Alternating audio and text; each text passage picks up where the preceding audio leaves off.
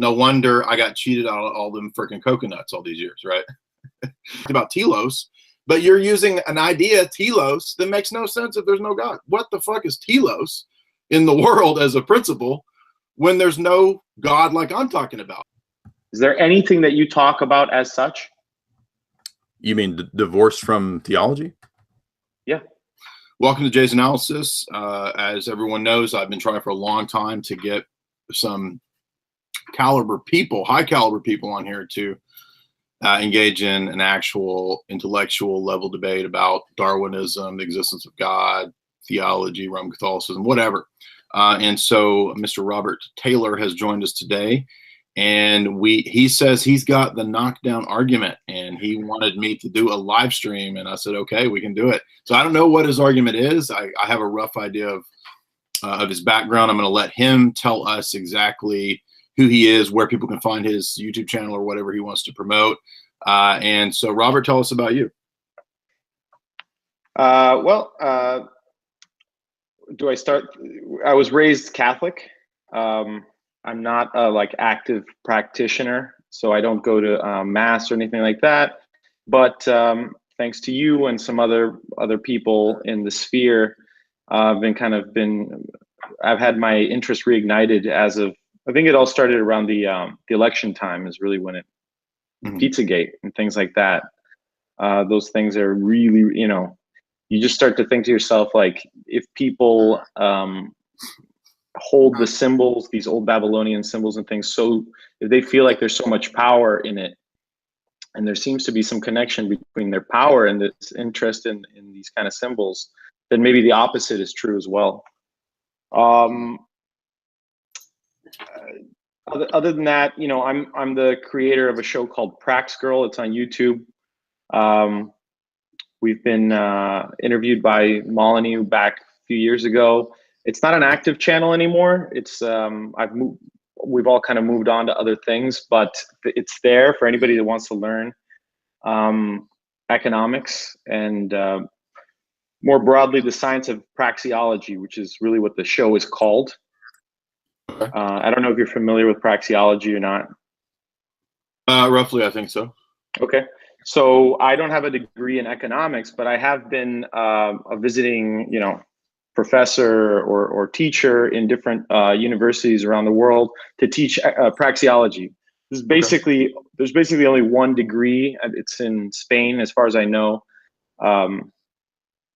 where you can actually get a degree in praxeology, and it's just a 1-year master's degree. So I don't have that, but I've been. So it's like the Universal Life Church. It's a diploma mill, and you've got. Dude, I'm joking. It is pretty. It's pretty easy. I mean, I definitely considered doing it once upon a time, but the show has gotten me a lot of people inviting my team. Myself, my co-writer, and my actress, who goes by the name Prax Girl, and they've invited us to talk about, free market things, Bitcoin. We were one of the first channels on YouTube back in 2011 that accepted Bitcoin and things like that. So, awesome. Yeah. And so real quick, you're saying that the show was like a fictional show that was educational about economics. It's not fictional. We don't use Prax Girl's real name, but it's just classes that teach the science of praxeology from step 1 to, we didn't make it to the deep steps, but we make it pretty much to what money is, and then the nature of government and interpersonal exchange and markets and things like that. But we didn't get to the real thing that Austrian economics is popular for, which is talking about business cycle theory. So we actually never got there. We filmed some episodes, but we never ended up posting them. So it's still a very, very good channel as far as I'm concerned, and very good. And we still get a lot of thanks and interest. Okay. But we haven't been active in a while. Yeah, when this stream gets archived, I'll put all your links up and all that. Okay, so we can get down to the meat here. You said that you've got the guns, you've got the goods, you're going to put the spanking on me. So I'm ready. Bring it. Well, before I get to the meat of my argument, I just want to say that I'm not really looking to like, hey, I gotcha, and I think that we might end up clarifying what your definition of God is, and it might end up being that I don't fully understand it, but like since I'm an active follower, I'm a big fan of yours.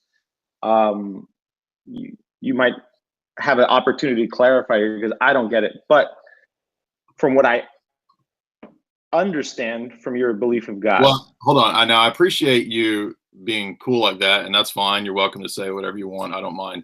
But you did say in the message that it was like the knockdown. I'm gonna trip you up. I gotcha.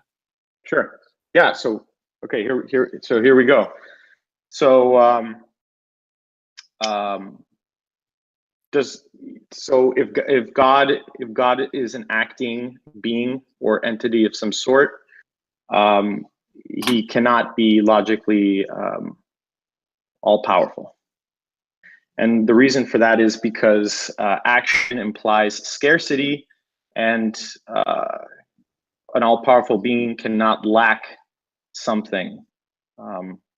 By the definition that I understand people to call to that, the way that you and other people refer to as God is an all-powerful entity. So if action means implying scarce means to attain definite ends, then it implies that one lacks satisfaction. And how can a perfect being be not be in a state of satisfaction? Did I get you? Okay. Yes, and I'm making a couple notes here because I want to make sure that I knew I'd get you, and I thought this would be a short debate. Well, what I mean is I'm gonna restate the argument that you made, and I want to restate it to your satisfaction. And this is one of the sort of pillars of good philosophy, is that you should be able to state an argument to the opponent's satisfaction. So I want to make sure that I understand your argument so that I don't, get accused of setting up a straw man or arguing all day against something that you're not saying. So the claim is, and the actions of an all-powerful being don't make sense, or they're in some way sort of inherently contradictory, because by definition, an all-powerful being can't really be all-powerful, because all action implies some sort of scarcity or lack of quality in that being. Is that what you're saying? Action, in the very notion of the word, already implies that that you're moving from a state of dissatisfaction into a state of satisfaction. Okay. Or I could state it in another way, that you are attaining means, something you didn't have before, to attain a definite end that you definitely didn't have before. Or you're using your own, you be using your own means, but that means that you're not in that end. A perfect being, the way that I understand it, would already be in all possible ends. Yeah. There's no reason to act. So two things here is that this definition of what act or action is not something I would first of all contend with the idea that this is true by definition, or that is self-evidently what action means. So your definition of action is actually strictly from economics. I'm not faulting you for doing that. I'm not saying you can't make analogies to the realm of economics and markets to theism or philosophy at times, but the terminology that's used in philosophy or metaphysics or ontology or theology is oftentimes very specific. And so it's not, it's incommensurable. There might be some overlap at times, but it's not the same thing as the terminology that might be used in another field. So another interesting, One other interesting point is that this is a kind of reverse ontological argument. And I have heard this kind of argument before.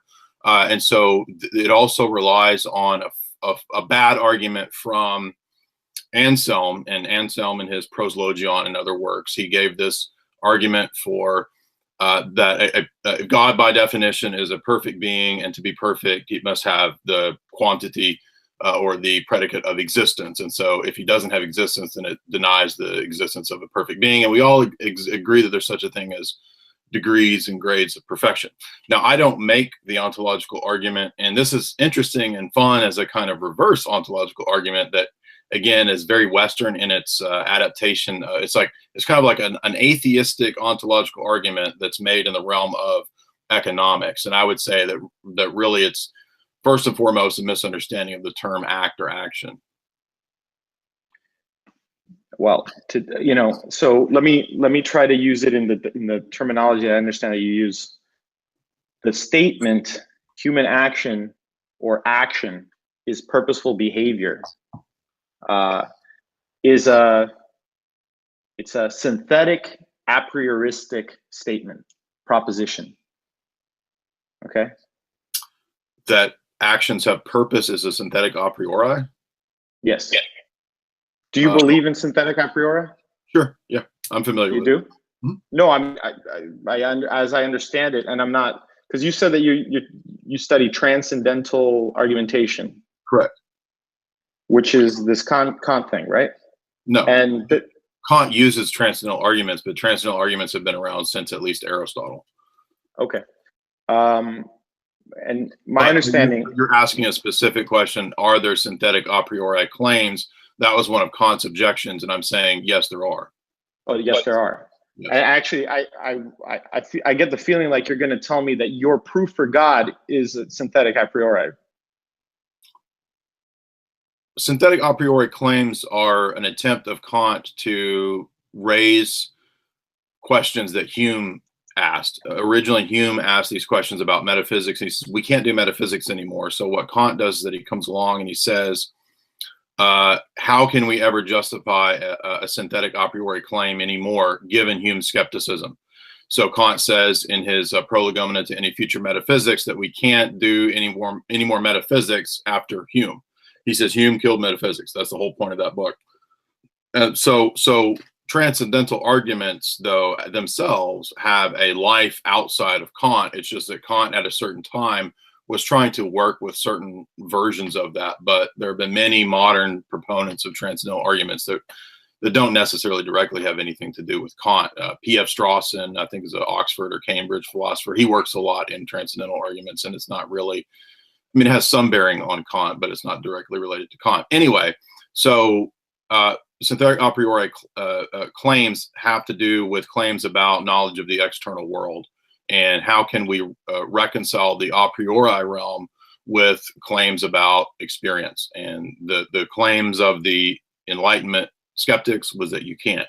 But as a theist, as a professing Orthodox person, no, I absolutely believe in synthetic a priori claims. I believe that the statement action is purposeful behavior is itself a synthetic a priori statement. Now, the way in which it sounds like you don't. It sounds like maybe either your definition of action is different, or you think that the implication of the definition of action does not itself tell us something about the real world. Well, what I was saying earlier is that I don't think that there's one monolithic context for the term action.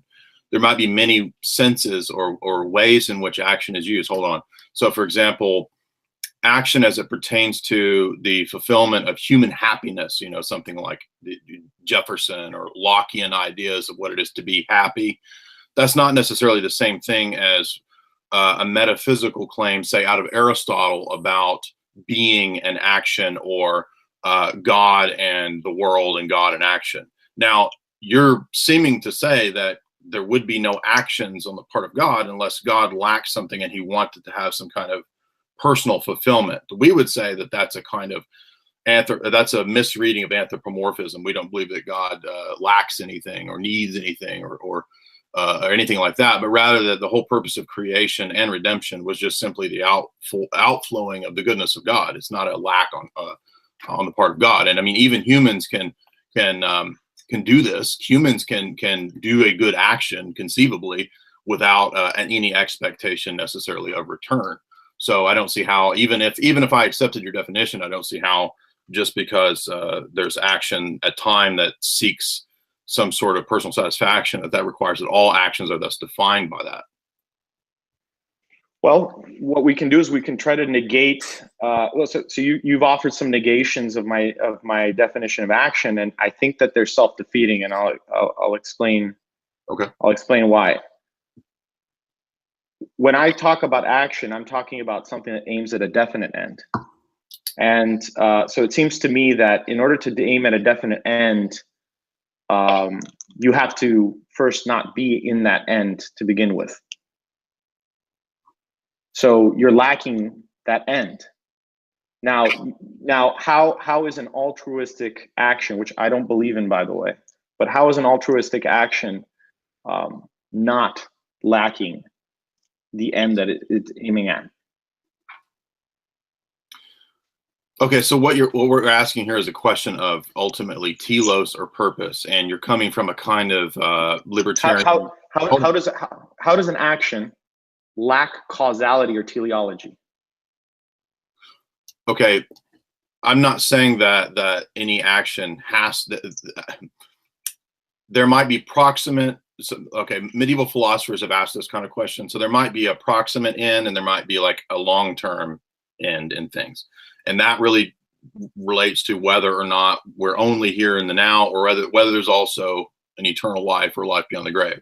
So what I'm saying is that purpose, or telos as it is in the classic Greek, or action relating to purpose, is going to be conditioned. How you interpret those things will be conditioned by your view of the world as a whole. So for example, if I only believe that there's the here and the now, there's no afterlife, then that's going to have an impact on the types of decisions I make and to what ends. So why am I doing these things? Most likely, I'm not saying this is true of you, but let's say an atheist materialist, maybe he's just a hedonist. He believes that there's only physical satisfaction. So his actions are done for the purpose of material, physical happiness, satisfaction, whatever. Maybe he's an Epicurean and he thinks that there are some intellectual pursuits, and so he's going to mix his physical satisfaction with intellectual, I don't know, vanity or whatever. But the idea that I can take a true by definition self-evident principle of what action and purpose is interesting, because historically most atheists have argued that there's no self-evident principle of action or purpose, and that's why they reject the teleological argument for God. So are you saying that you do believe that there's a self-evident principle operant in the world that is like action and purpose that's not material? It seems self-evident to me that if I were to try to deny that action is aiming at ends, purposeful, based on reason, I'd be contradicting myself. So yes, I do believe in absolute truth. I do believe in axiomatic, apodictic certainty about things. Okay, well, you would agree there. Now, so what I would say is that a lot of the things that you're talking about go beyond empiricism. So would you describe yourself as an empiricist, or do you believe that there are universals and these kinds of things? Because that will play into our worldviews as a whole and how they compare to one another, and and whether or not our definitions of what action is, of what a person is, of what free will is, and what ends are, right, is going to be conditioned by our worldview as a whole. You cut out there for a second, but I think I got most of that. Your question is, am I an empiricist? I believe. So you've said, let me rephrase it. You said that you believe that there are axiomatic principles and truths, and I'm saying, okay, my next question would be, are you an empiricist? Do you believe that those truths are arrived at strictly by empirical research? And what I'm going to reply is that if you don't think that, then you're kind of beginning to admit that there are principles that go beyond just the material and the here and the now. And I'm going to say those things are preconditions for understanding the world, and that ultimately all of those preconditions, and there's a whole bunch of them, I can list them here in a minute or whatever, they really only make sense in a Christian worldview. They don't make sense in an objectivist worldview where you don't have God. Well, I can tell you that up until very recently, I thought that logic was a consequence of adapting to nature, and we evolved to be logical beings. And there was a time when we had sublogical or pre-logical state. However, it seems like to me that how humans got to the state of reason is a completely different question than how a priori knowledge is conducted. Okay, I see. And so I agree. I agree with you. There is knowledge that is presupposed in asking questions. Okay. Okay. Are you surprised to meet an atheist, non-theological person that believes in this kind of truth? It's atypical, but I have met atheists and had debates with views roughly in this kind of line. Sometimes there are atheists or Aristotelians who are close to atheism who do believe that, for example, there are universals and things have essences. They might not believe in a transcendent personal God, but they might believe in something like that. Or there are Platonists who might be even close in a way to atheism, who do acknowledge, that there's immaterial entities, immaterial concepts, abstract laws, logic, mathematical principles. So it's not unheard of.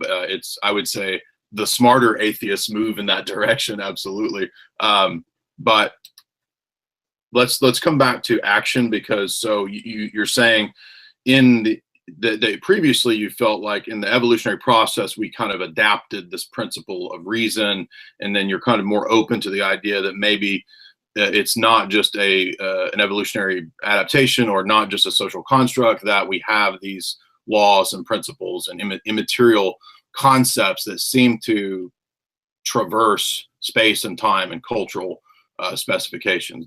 Would you agree with that? Is that what you were kind of saying there? But you still retain atheism. I'm definitely questioning now how it is that reason has come about, and I'm open to the concept that it was not as the result of Darwinism. I think you and other people in the space have been really making a very strong argument for why that's not the case. But nevertheless, whoever the prime mover is, I'm consciously aware that we cannot define what logic is, okay? Because in order to explain logic to someone, they have to already have it. Mm-hmm. Okay, so it's just a given of reality. We just have to accept it. Yes, agreed. Yeah. So you can say that to recognize reason in another person, like the way that I recognize reason in you, is a kind of a spiritual connection. I don't mind using that kind of terminology, but that in and of itself is not a proof for God. Now, I think that you're going to say that's exactly the proof for God, and that's first I want you to negate my presupposition. I say you can't. I say to argue that action is not purposeful mm-hmm. is to negate yourself. It's a self-defeating argument. Okay, so what I'm going to reply, and I want to be very clear, is that there's no self-evident impersonal maxim that functions on its own that's not connected in some way to other self-evident maxims or principles. So for example, when you say every being that acts towards some end, I want to know, first of all, that there's a lot that's presupposed in that very sentence. Okay, so that sentence is not just a self-evident maxim that operates on its own. It's actually very loaded with a whole bunch of philosophical and theological assumptions. For example, what is it to be an independent being that has, for example, the question seems to assume free will. It seems to assume that a being can act in the world. Now, a lot of naturalistic determinists don't believe in free will. So I would assume that you think that there's free will. I mean, conceivably a person could hold this position and deny free will, but most people who make this argument, especially if they're libertarian, tend to believe that there is some reality to our decisions and that we have volition and we have culpability, moral culpability. And so what I'm getting at is that it also assumes, number one, that action and human energy has some basis in a subject, okay, or a psyche or a soul or a mind or some controlling factor that's making these actions. Now, that's not explicitly stated in the claim beings act, but it is kind of implicit in there that you've got some kind of metaphysical assumption about what a being is, distinct from other beings, and that it can act in the world and that it can effectively make change in the world. Let me make another presuppositional critique of that claim. It assumes that that being is distinct from other beings in the world, okay? Right, so we could call this methodological individualism. Okay. I'm always going to, my method will always presuppose that it's an individual acting and not something behind it. It's not, they're not an avatar of something else or anything like that. Right, and I agree with that. Would you agree that it at least implies to a degree that the being has some degree of free will? You know, I can tell you that in our science we don't talk about these kind of spiritual questions, but we take I guess you could say we take will as a given. So I would say that as a methodological individualist, like we presuppose that the purposeful action that we're referring to belongs to that person, you know, when we're studying it. And we actually think that this is the method in which you and everybody else that ever does something, that ever looks at something historical that has to do with other actors, that is the way in which people act. Now, they might not be aware of it when they're writing their histories or whatever, but that is the way in which they those are the assumptions that they use when they refer to action. Okay, so I want to make 2 points here. So first of all, again, the realms of something like what I was talking about earlier was delayed gratification. So I'm sure as an economist you would recognize the principle of delayed gratification, right? So I don't have a problem necessarily saying that all human actions do have some self-referential ends in mind. So even if I, for example, die for my faith, if I died for my faith, it would be hopefully because I believe that, you know, that's the correct thing to do in light of the afterlife. And so in a sense, yes, that's still self-referential. I mean, Jesus even makes this point in the Sermon on the Mount where he says things like, you know, he says, if you petition God, God is your father. He's not going to, if a human father doesn't give his son a stone when he asks for food, how much more will God, you know, treat you? And how much better is your life worth than an animal or something like that? So Jesus makes these claims a lot. There's nothing inherently wrong with saying that it is self-referential in a sort of ultimate sense when I do something like that. But hold on. Because I want to stress again that in the claim that beings act for a certain end that is self-gratificatory or self-referential, there are a whole bunch of things that go into this. I'm not saying that beings act for a certain end. I'm saying beings act, and that implies that they are aiming at an end. The statement is beings act, humans act, and you claim God acts. But I'm saying that in the implication of in the concept of action as a category, you've already implied certain things that can be actually they can be created into an edifice that can then be used as a science for predicting logically necessary things that will happen in the future. Not predicting, but basically stating things that will happen, logically necessary things that must happen in the future. Mm-hmm. If so, you know, if A then B sort of propositions. Yes, but I'm trying to stress that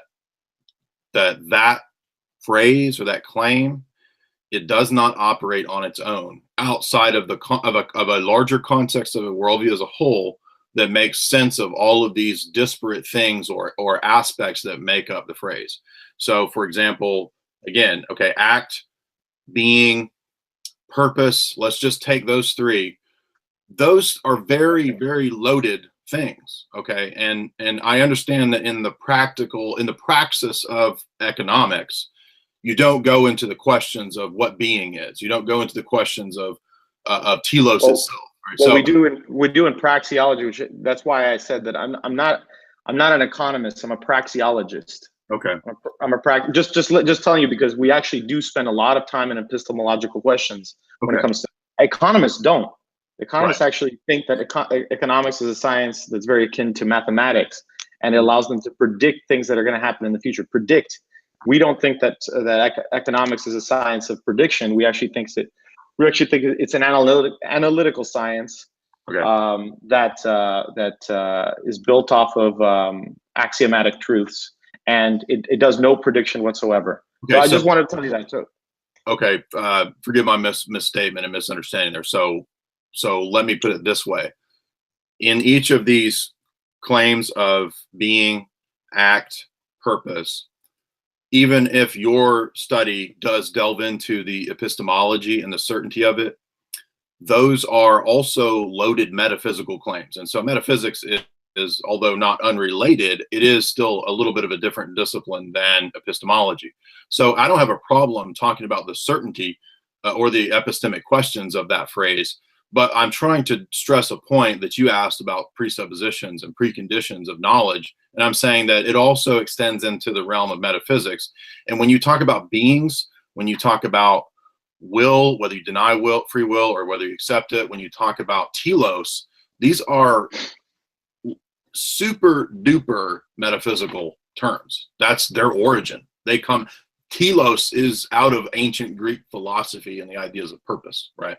I'm sure you're familiar with Aristotle discussing telos, Plato, Plotinus. They will all use that terminology and that question, as they do a host of other things, and they're very much bound up with metaphysics. Now, the modern approach to all of this kind of stuff is not interested in asking metaphysical questions, as we said earlier, because of the Enlightenment, because of human skepticism, because of Kant's acceptance of human skepticism. But I'm making a different point about what I would like you to understand in your approach to that question, and the way that I'm approaching it as a presuppositionalist is that I'm saying you don't get an easy out, right, to just arbitrarily say, I'm only going to talk about epistemology and economics, and so therefore your God doesn't match up to this idea or this self-evident maxim. Because once you start talking about the self-evident maxim itself, how it works in the world, the history of these ideas, it's all bound up with metaphysics, and the existence of God is a metaphysical idea or claim. And so there's no like, Neil deGrasse Tyson does this with his physics and astronomy, where he says, I'm not going to ask philosophy of science questions because it's all stupid. Well, he doesn't want to ask those questions because he can't answer those questions, right? So in other words, you don't get to arbitrarily delineate the markers of what counts as philosophy, science, discipline, economics, or whatever, because precisely I'm here to argue worldviews. Does that make sense?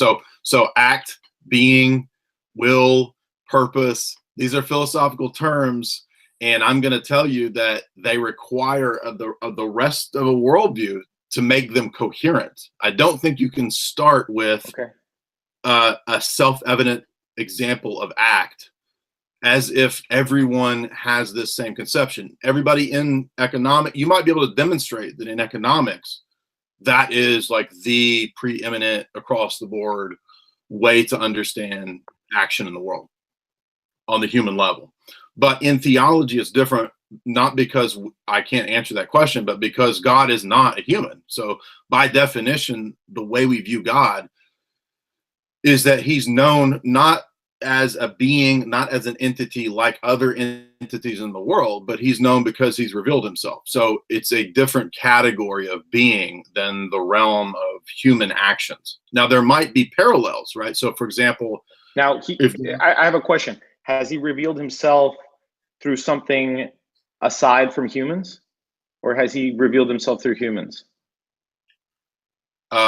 If you mean, I ask you this because if you mean the natural world, absolutely. The natural world evidences all kinds of things like purpose, telos. It evidences cosmology or causality. But I don't think that telos and causality themselves are self-evident outside of like a larger worldview. Okay, but that in and of itself is not a okay. So you're making me aware that I'm presenting a loaded argument that has to be broken down. Okay, I got you on that, but you haven't disproven me, if I'm correct here. So I'm totally comfortable with you telling me, look, the point is that my God doesn't act. So my God is actually defined by blah blah blah, and we'd actually reach. We'd actually learn something about what J. Dyer believes, but Okay. right now, okay. Or you can tell me that my definition of action is wrong, in which case, we might be saying, well, what Robert says is true based on his definition. Hold on one second. I got to answer the door. I'll be right back. Okay. I think I got him on this one. Saying that the worldview is bigger is not an argument.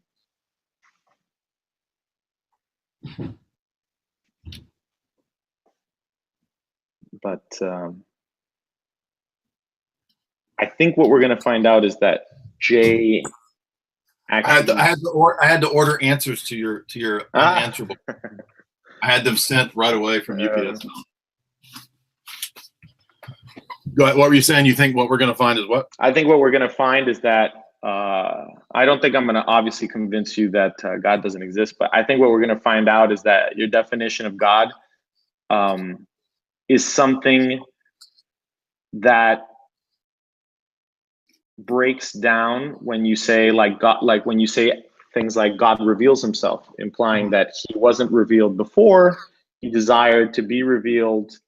Therefore, he employed nature and man as a means to attain that end, or he failed, and in which case, because not all actions achieve the satisfaction. Satisfaction being a scientific term, not because it's a subjective satisfaction.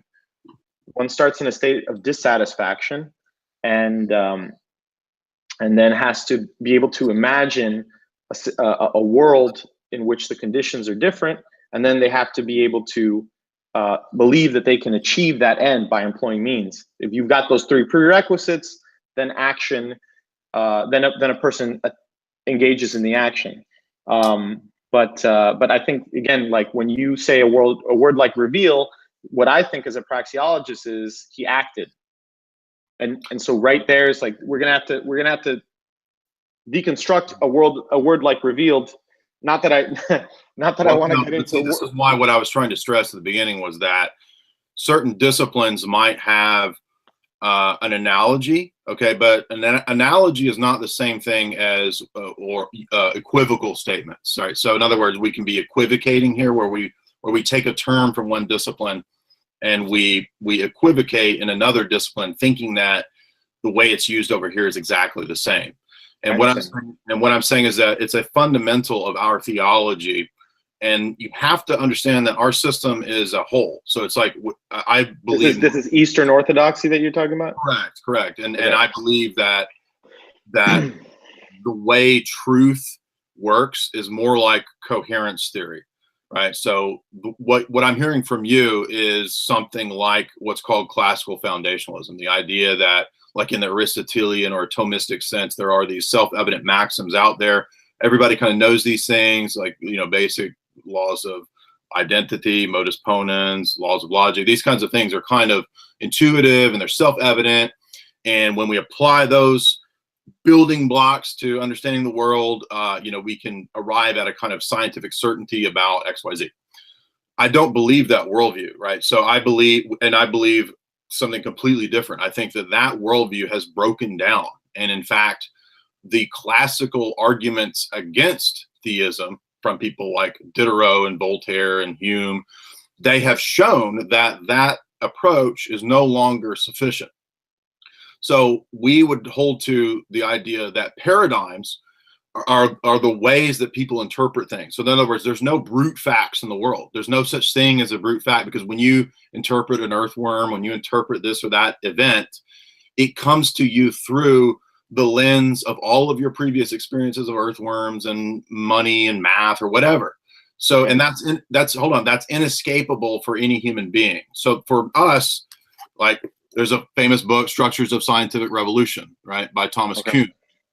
And Kuhn is right in the questions he asks, but he's not right in the answer he gives, because he ends up a kind of relativist where he thinks that you have that paradigm over there, I have my paradigm.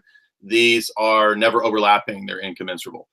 And our view in the kind of approach that I come from, the schools that I come from the theology I come from, is that we compare the paradigms and to see which ones are coherent and which ones are not. And yes, the ideas of what something coherent is or true or false is a little bit difficult. You do have to kind of flesh that out. But that's why I wanted to start this discussion, not by immediately jumping into trying to refute the claim itself, because I'm not ready to grant you the claim itself as if it works as a self-evident maxim.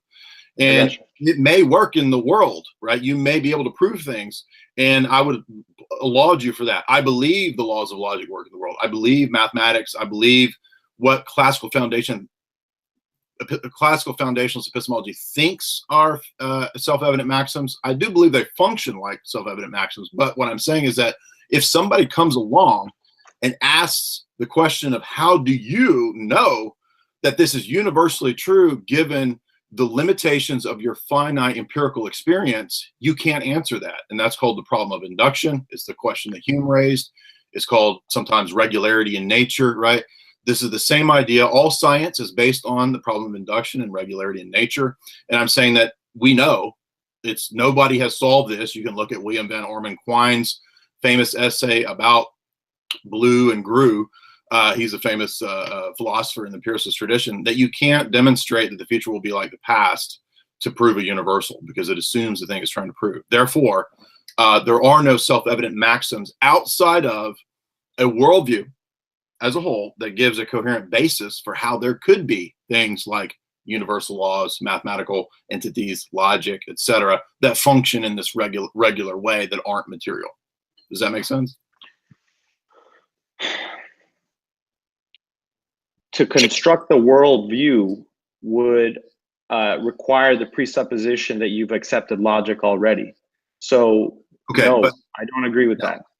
But you're okay, this is a common mistake that people have done for centuries, and I'm not trying to be a dickhead. I'm just saying there's a distinction between logical priority and epistemic or metaphysical priority. So just because something is more clear to me at a certain point in time does not entail or necessitate that thing has any kind of epistemic or metaphysical priority. And this is the whole history of why people have fallen into debating the classical proofs. Because, for example, causality, let's take the first cosmological argument as an example. A lot of atheists who have caught on to this are smart enough to realize that if causality is is given both epistemic and metaphysical priority because it's something that people start with, then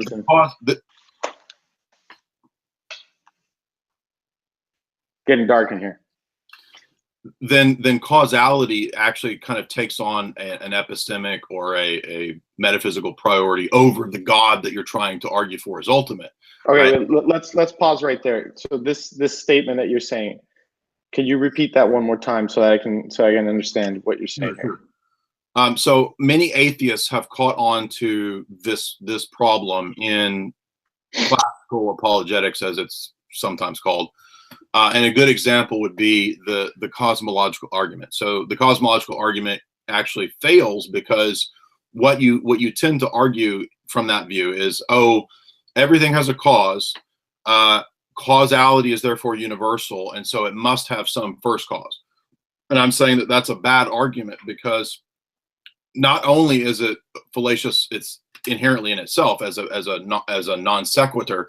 It also makes the same error that I think you're making, which is to assume that because something has epistemic or temporal or logical priority, that it also therefore has a metaphysical universal priority. And that's not necessarily true. So priority, by priority, you mean that you have to start with that thing before moving on to the next thing? Let me give you an example. So let's say that let's take numbers as an example. let's say that I don't come to believe, I'm from some tribe, and I don't come to understand mathematics and basic numerals until I'm 30. And let's say by the time I'm 30 in my tribe and I learn my numbers, I realize that, oh man, I've been missing this my whole life. No wonder I got cheated out of all them freaking coconuts all these years, right? So what I decide is that numbers, I become a Pythagorean, and I decide that numbers are the mystical answer to everything. They underlie everything. They must have ontological supremacy, right? Because I've come to realize their importance. And I'm saying that it doesn't follow that because of at any time point in your life you realize the importance of these things or their universal structure, that they necessarily take on the role of being more certain or more important or more foundational than some other claim or thing. Well, then right there I have to stop you, because what I'm talking about is the very nature of the thing that makes you you. So it's like it is the highest priority question. But it's only the highest priority. No, it's only the highest priority in a worldview where you assume that is the highest level of epistemic certainty or metaphysical praxis, or whatever. I am a human, and to think I must act. I must engage in the action of thinking itself is an action. So, I mean, what is higher priority than that? Okay, but like in the example that I just gave, like with numbers or with causality. Yeah. Let's say you believe in the cosmological argument. What I'm trying to say is that it's only as useful of an argument as it is as it matches up to the totality of a worldview, right? So, for example, just because you observe causal effects, causal changes in the world, it doesn't prove that there's such a thing as causality, right? This is a point that Hume made. And even if you prove that there is this metaphysical principle operant in the world called causality that we have the ability to decipher through our mind and so forth, it doesn't demonstrate that there are other higher level realities, right? Okay, but the thing is that I'm only capable of thinking in this reality. No, I'm not God. I'm a man. I can only think I cannot think in a super logical sense. I can only think in a logical sense. No. And therefore causality, I can even conceive of something that doesn't have the rules of causality inherent into it. That's not true. You can't make okay, go ahead and argue from a premise and go ahead and reach a conclusion using evidence. This is a misunderstanding of the whole idea of meta disciplines. Okay, so there are things like meta logic, where logic is studied not in terms of its formal systems, but in terms of its theory as what is logic itself. How does logic work? Okay, so the argument that I make for God is a meta argument for God's existence. Okay, and anybody who would attempt to deny, as some people do, that there's such a thing as meta level disciplines is really just arguing from ignorance or bad will, because there are plenty of disciplines and plenty of things like engineering, computers that actually use meta disciplines, meta logic, meta mathematical questions. Would they be employing metaphysical arguments without realizing it? Yes. And self-defeating themselves? Not in every case, but in many cases, yeah. For example, Husserl. I'll give you one example. Famous mathematician who wrote Edmund Husserl, who wrote the Logical Investigations. Okay, he's a mathematician who then gets into asking philosophical questions because he can't figure out how science works on mathematical logical principles when empiricism doesn't justify mathematics and logical principles. That's I mean, induction is a conundrum. It's a thing that but it's not just a conundrum. Okay, what I'm saying is that my argument has a variation on a whole bunch of things where there's a whole bunch of conundrums. There's conundrums about what action is. There's conundrums about telos. There's conundrums about what a person is, what free will is. There's conundrums about how all of these things operate in the world, how humans, how do we know that there's such a thing as a self, which is presupposed in any language act or communication or transferal of meaning. There are all kinds of things like this. Another philosophical quandary is objects having identity over time.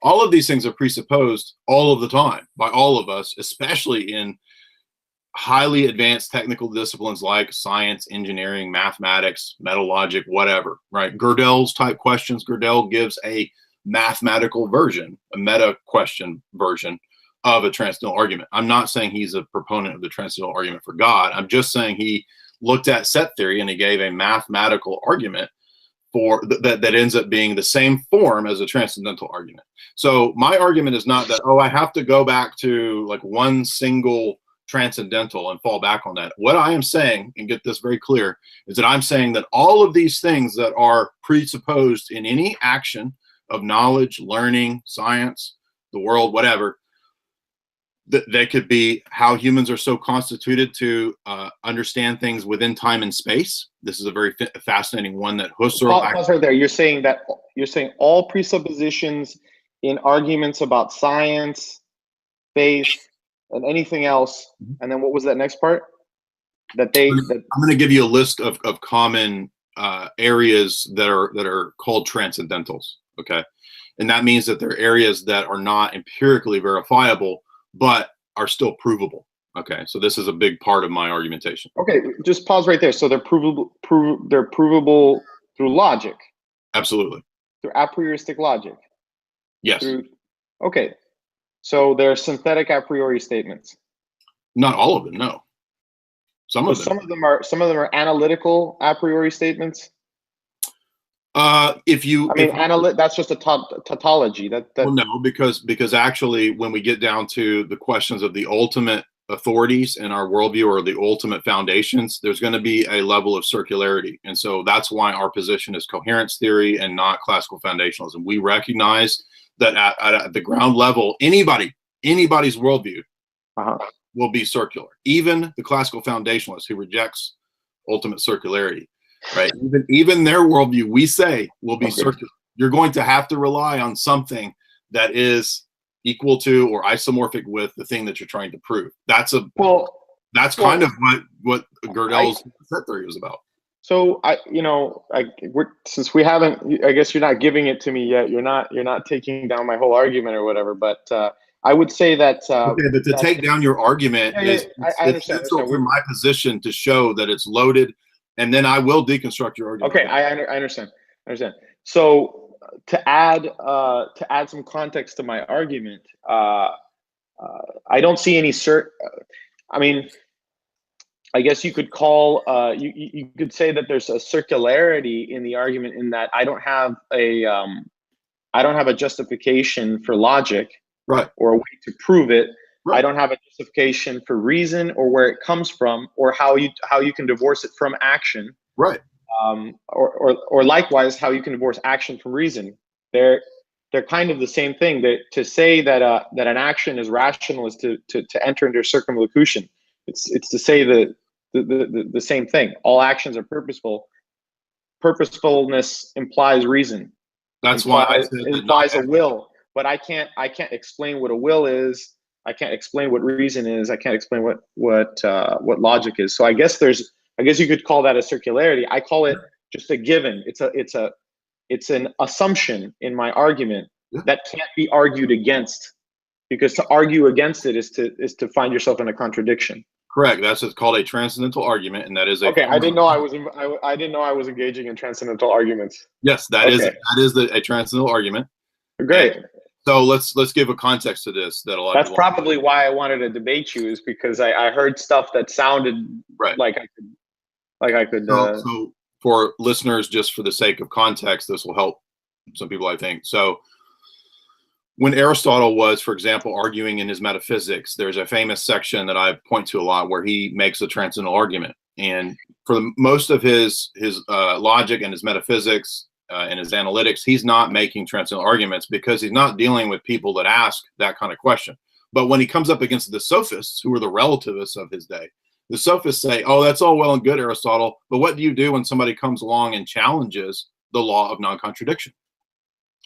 And Aristotle says, that's fine. I'm well prepared to respond and logically refute that argument, because that is actually an argument. And Aristotle says it's refuted by the impossibility of the contrary, or a reductio, right? Same kind of thing. And that is a transcendental argument. He says that when you engage in that argument, you are assuming the existence of logic and universals to try to refute logic and universals. And he says that is a contradiction. So you sophists have refuted yourself. And yes, I gave you, now a lot of people, when they first hear this, they think that's not an argument, but actually transcendental arguments are an argument. And to show you that it is a formal argument, you can look at Gödel's theorems. They're mathematical forms of a transcendental argument. They're not the overall super duper transcendental argument. I'm going to give the overall super duper transcendental argument. What's the English translation of a Gödel argument? Basically, that he was responding to a guy named Hilbert, who Hilbert was claiming that mathematical numerical systems, basic numerical systems, could eventually be complete in themselves. They could offer all possible proofs for that system. Okay, and so basically, for listeners, what Gödel did was, against him and Bertrand Russell and other characters, he says, no, this is not actually possible, because I can look at set theory, I can look at different systems, Euclidean, so forth, and I can see that there are actually going to be axioms in the system that cannot be proven by the system itself. It's going to be referring outside of that system. Right? So there's no perfect set theory. Other think Cantor with his multiple infinities show that this is not provable. So it's not to say that there's nothing certain or nothing true. It's just to say that there's no one mathematical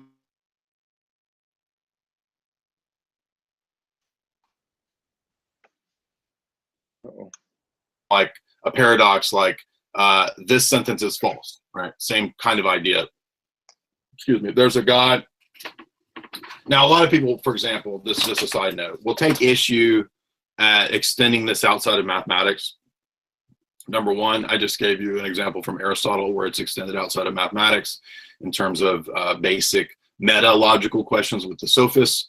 There's a famous book that Douglas Hofstadter wrote, Gödel, Escher, Bach, where he extends the principle of Gödel's argumentation into all kinds of areas, like music theory.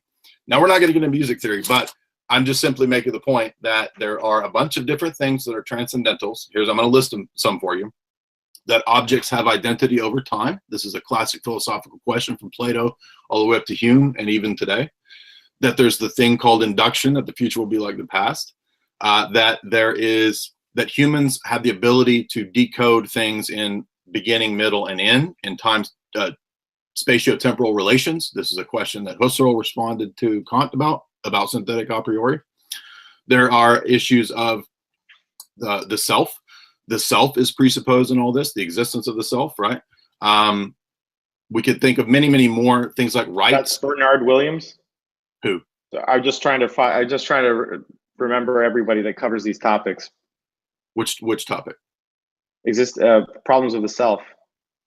Well, that's been there back to it's older than him. Yeah, I mean, the first person to really ask that question in a skeptical framework was Hume, along with his skepticism of other stuff, because Hume says that we're just kind of a collection of all of our impressions, is Hume's word.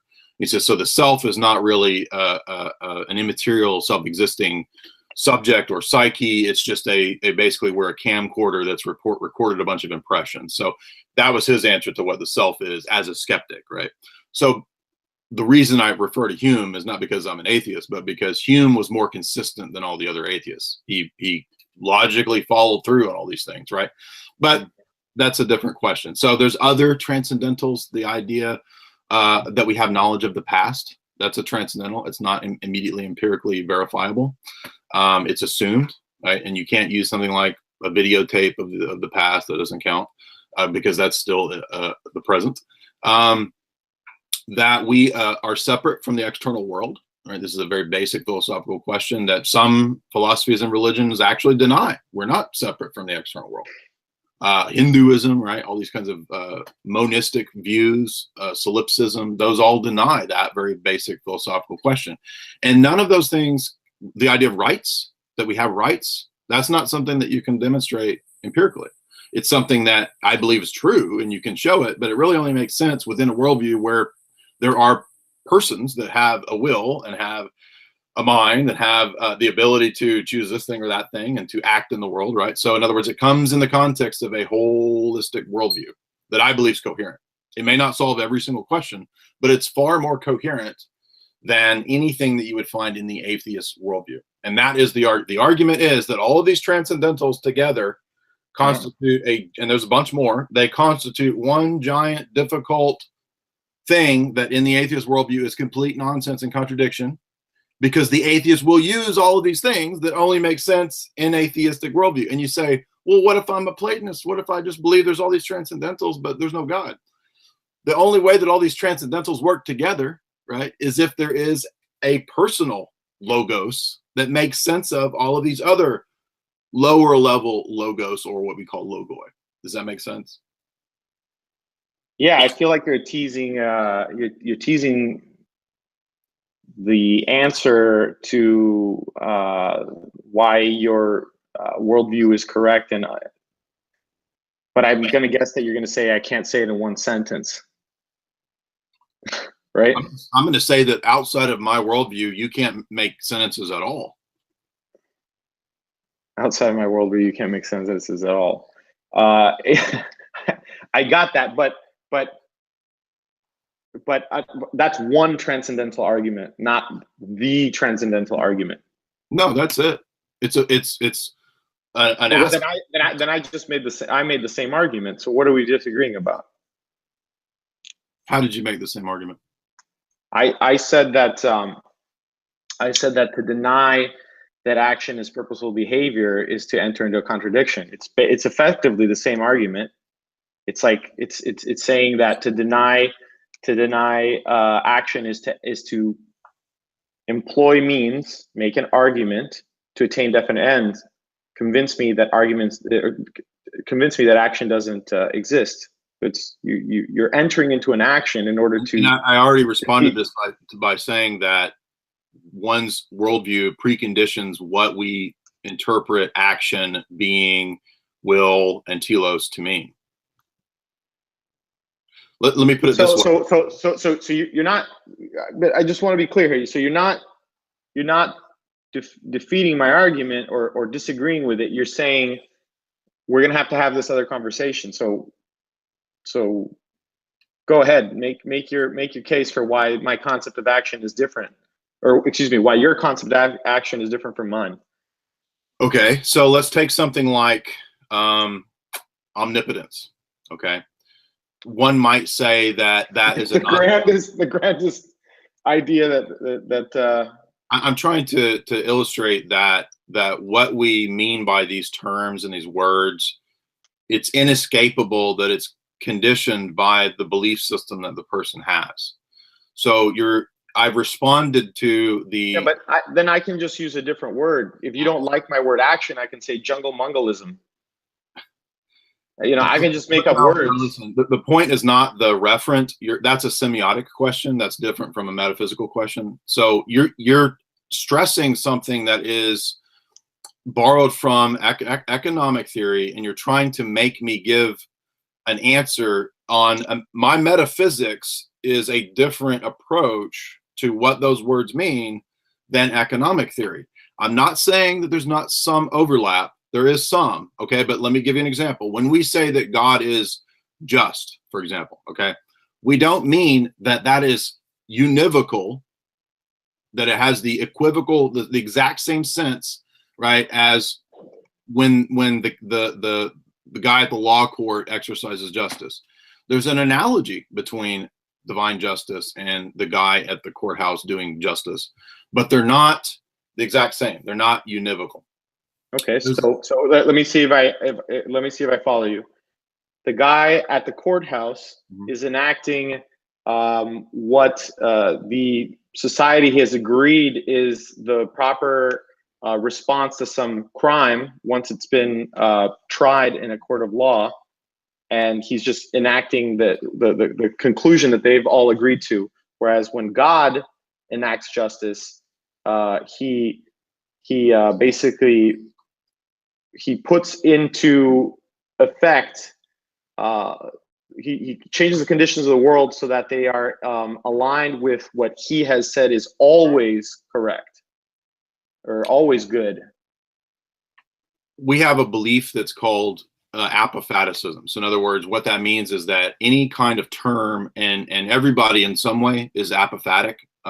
Even if you're an atheist, you have some aspect of apophaticism in your view. And what that means is that you can't precisely define anything that is that might extend beyond time and space relations. So for example, if you were to ask me to define the number one, I can't give you a definition of the number one outside of the context of setting it over against other ideas like the number two or 0.19, 0.20, 0.21, or whatever.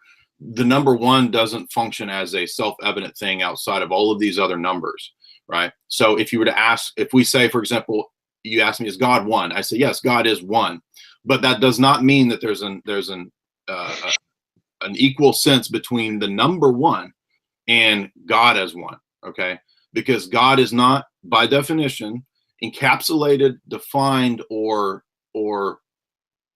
classified by any strictly human notional category, right? So this is why what we call, in our view, it's an analogy, right?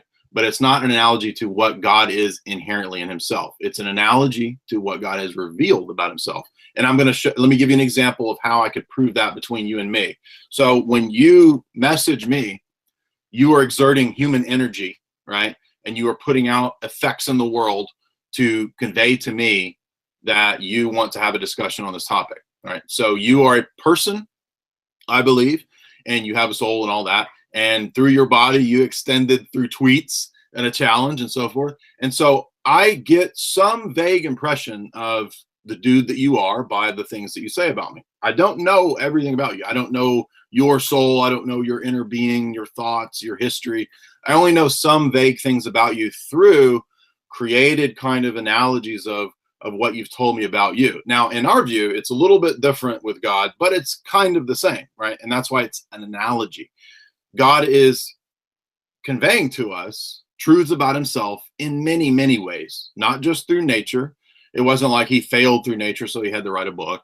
It's many, many ways through which he conveys his existence. And I would say it's all kinds of things. It's design in nature, it's causality, it's the existence of the self, the mind having a logical aspect to it, logos, right? Logos in the world that reality has at its fundamental level, geometric structure, which I think shows design. But I'm not going to sit here and make a design argument in the way it's classically formulated, because that's going to give the impression that I think design is a self-evident maxim that's preeminent over God. It's not. I'm going to show you that I see what you're saying. You use design maybe in your argument. You talked about telos, but you're using an idea, telos, that makes no sense if there's no God. What the fuck is telos in the world as a principle when there's no God like I'm talking about? It has no, because it's impersonal, right? This would be the Greek response. Maybe we're going to be Aristotelian. We're going to be Platonist. We're going to say, okay, I admit there's immaterial existences. There's math. There's logic. It's an abstract realm, but that ain't no damn God. I don't want no God out of all that. And I'm saying that yes, the next argument I would make, if a person was a Platonist or an Aristotelian, is I would say that that is incoherent, because you've only admitted logic or the existence of abstract principles or transcendentals in an impersonal, unknowable realm that doesn't in any way match up to the here and the now. That's okay. That's a different argument I'm going to make around the concept of logos, right? And that logos is personal. So the God that we talk about has to be personal, or else our system is incoherent and it's chaotic. So that is where I will take the argument. And to respond to your argument specifically, I'm going to say you don't have a basis for the things that you think you have a basis for. So it's not that within the domain of economics you can't make conclusions or make progress or study or research. I'm saying that outside of the domain of economics, in the meta level of questions of things, you can't justify these principles operant in your sentence there. Okay, so so for example, I can't I don't have, as I said before, that I don't have an explanation for where reason comes from. What I feel. How do you know what telos is? Well, the way I remember telos is I remember the Michelangelo painting, right? Okay. Plato pointing up and Aristotle like with his hand out like this. Does that make sense? Okay. I'm just telling you how I remember the word telos. But I'm saying you wanted me to refute your original proposition, and how do I know that there's no intrinsic value in things? No, I'm asking you a very simple question. Of your claim assumes the idea of telos or purpose, and I'm saying, how do you know what purpose is? Oh, that's an interesting question, and I can tell you that it's not through induction. It's through yeah, exactly. Yeah, it's definitely not through induction. And anybody claiming that they know what purpose is through induction is lying. Yeah. Because I can, if I go to Grand Central Station and I see people moving around, there's no reason why they would. I'd have to jump over something I can't document, which is the reason why they're moving around and going from work to home, et cetera, et cetera. I mean, this was Hume's point about why we don't have purpose in nature anymore, and why there's no argument for causality in the external world. And so I'm glad that you see that and you've conceded that. Your phrase originally relies on some sense in which there is a way to know purpose, and I'm just asking you, how do you know? You wanted to make an epistemic. Yeah, I know purpose through the synthetic a prioristic statement, the axiom that action is purposeful behavior. Okay, but neither Kant nor Hume or anybody who kind of pioneered this idea of synthetic a priori claims would believe that purpose is something that you can that is actually synthetic or a priori. Well, I'm not saying that purpose itself is synthetic or a priori. I'm saying that your question was, how do you know when you see purpose? And the answer is basically because I'm asking a different question. Oh, okay. I'm asking not about the phrase itself. I'm asking a meta question, and I've been asking about every aspect in your phrase, right? It's not just contained within that phrase itself. It's loaded, and it includes presuppositions. And I'm asking you, it's not just one or two that you've admitted. I'm asking, there's another one that's very important to this called telos. And I'm asking you, how do you know what purpose is in the world? Because I'm a purposeful. Because to ask the question is to answer it. Okay, so I have to have purpose. So you're not. I know what purpose is. So you're not a classical foundationalist because you just admitted the circularity there. I conceded to circularity like 15 minutes ago. Okay, but we didn't discuss telos. We didn't discuss purpose, and this is very important because purpose is assumed in all human actions to some degree, right? Would you agree? Anything that is not a spasm or something that is not under the control of the will is a purposeful action. Even sometimes. Well, even a spasm could be because it's the muscle kind of, releasing tension or whatever.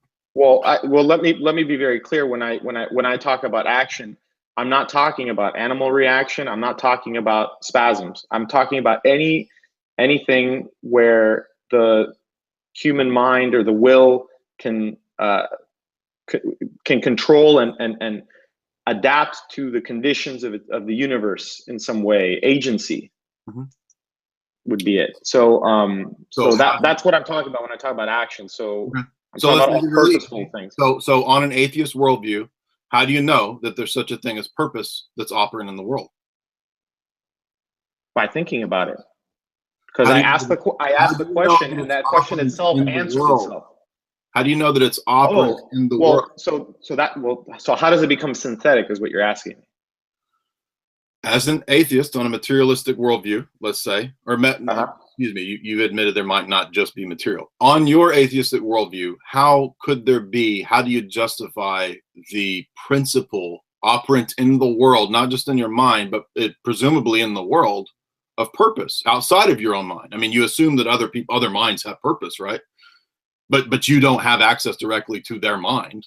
No. So you don't empirically know if they literally have purpose in their head or not. No, I assume it. Right. So on what basis do we have any justification for believing in telos outside of you just saying it's a self-evident maxim? On what basis? Well, because if I was to try to enter into a debate with someone and not assume telos, I'd be talking to myself, right? So you're giving a transcendental argument for telos. Okay. But you're your first proposition in this debate is predicated on classical foundationalist epistemology, which rejects transcendental circularity. So you have to give. So make your case there. How is my first question, or how is my first argument really founded on classical foundational? Okay, so from argumentation.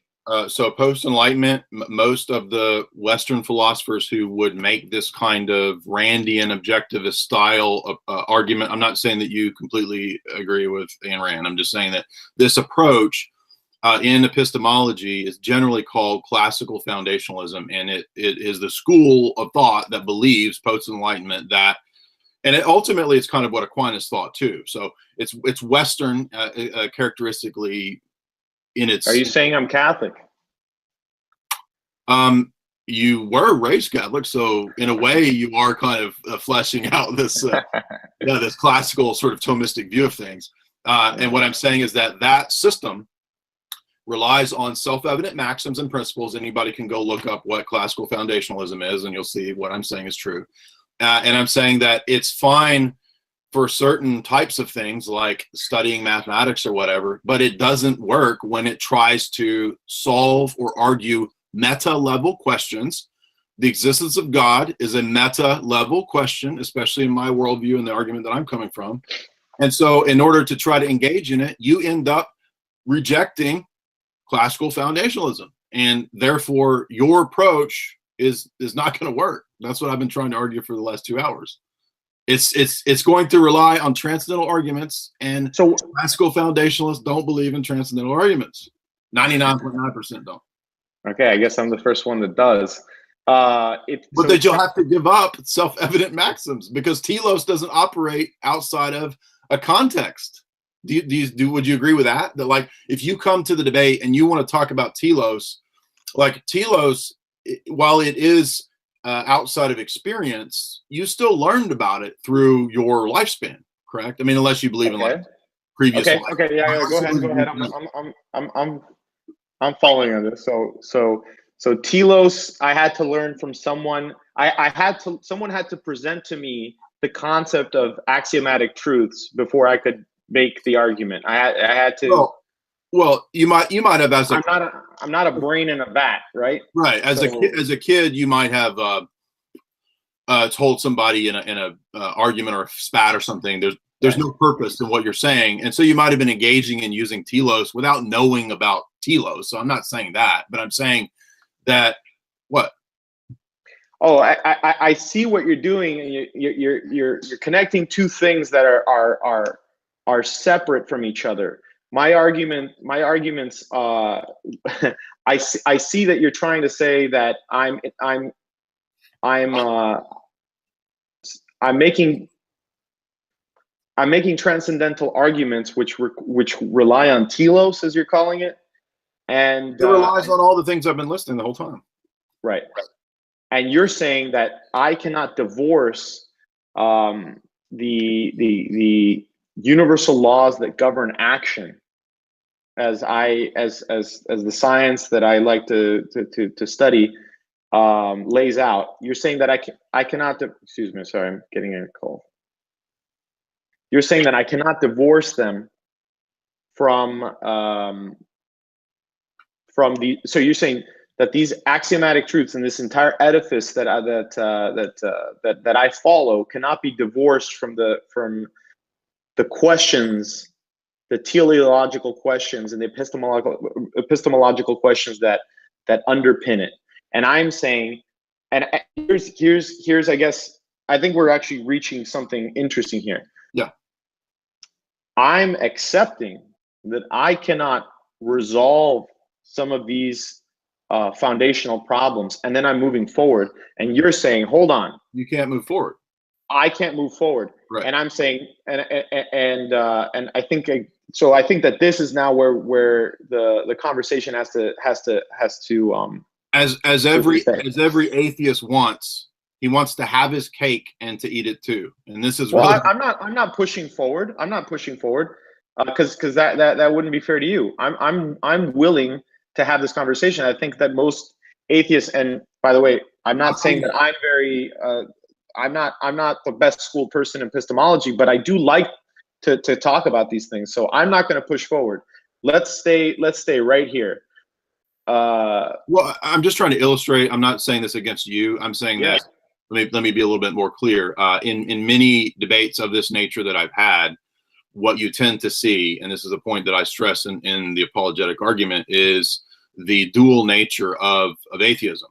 Again, this is not against you personally, but what tends to happen is that kind of approach wants to have its cake and to eat it too. It wants to be able to utilize a lot of things to argue against theism and Christianity or whatever that don't make sense on its grounds. But it also at the same time wants to kind of, like maybe there are some immaterial things and maybe there are abstract things and this, but I'm not going to go where you're going. And I'm also stressing that for you to be consistent, you can't have classical foundationalism and the denial of classical foundationalism. Those two approaches don't work. And the history of philosophy has borne that out. I am somewhat aware of the in the epistemological foundations of praxeology that they do accept a dualistic approach to the science. I'm not, Okay. like I said, I'm not an expert in these parts, usually because we don't talk about them too much. But I'm definitely I'm game to talk about it. But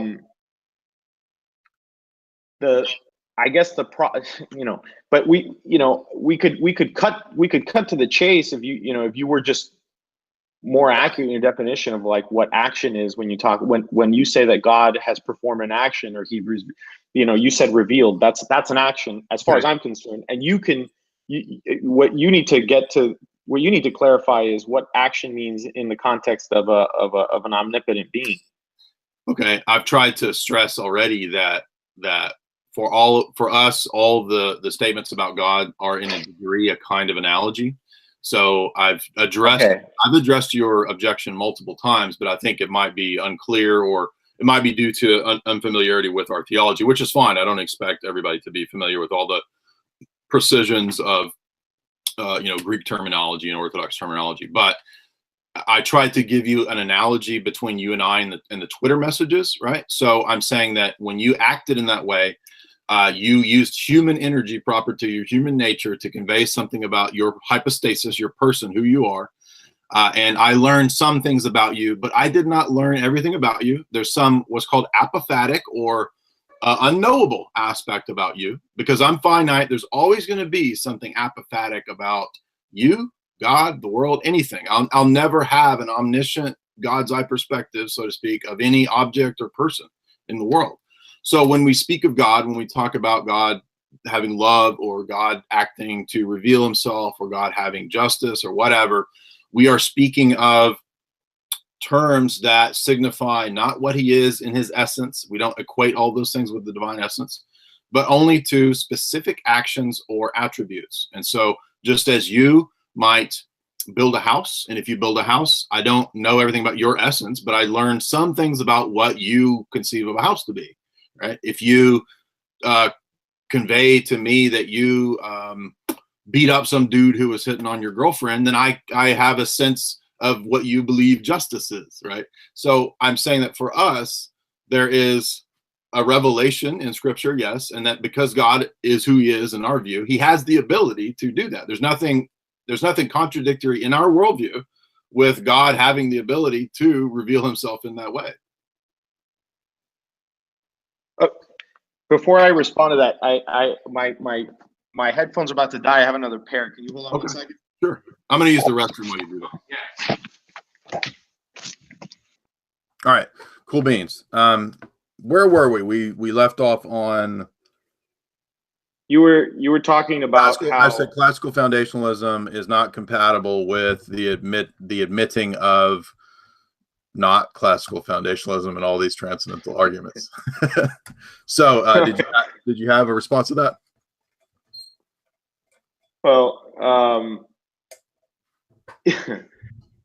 I'm not so, you know, I understand that I may be delving into schools of thought that I don't even myself, I'm not particularly familiar with, but I don't see those as refutations on my argument. Okay, how many times do we have to refute your argument before? I'm joking. Well, So one of your questions, as I've tried to stress, is about what does it mean to say God acts? And I'm saying for our worldview, and I understand that you may not accept this or be familiar with it, and I'm not trying to stump you or be rude, but in our worldview, not everything that is true of human relations and actions is exactly equivocal to or exactly the same as what we would say about God. Okay, so that's where we left off. right. You gave this example of the analogies and that they're not perfect analogies. And it's the same. It's the same. Guess what? It's the same from human to human, and it's also the same in any other worldview. Even if you're an atheist, you're ultimately only going to have to be able to say that what I know of another person is some approximation, because you're not omniscient. We're all finite. It's not possible to have anything about knowledge of empirical facts that aren't in some way proximate.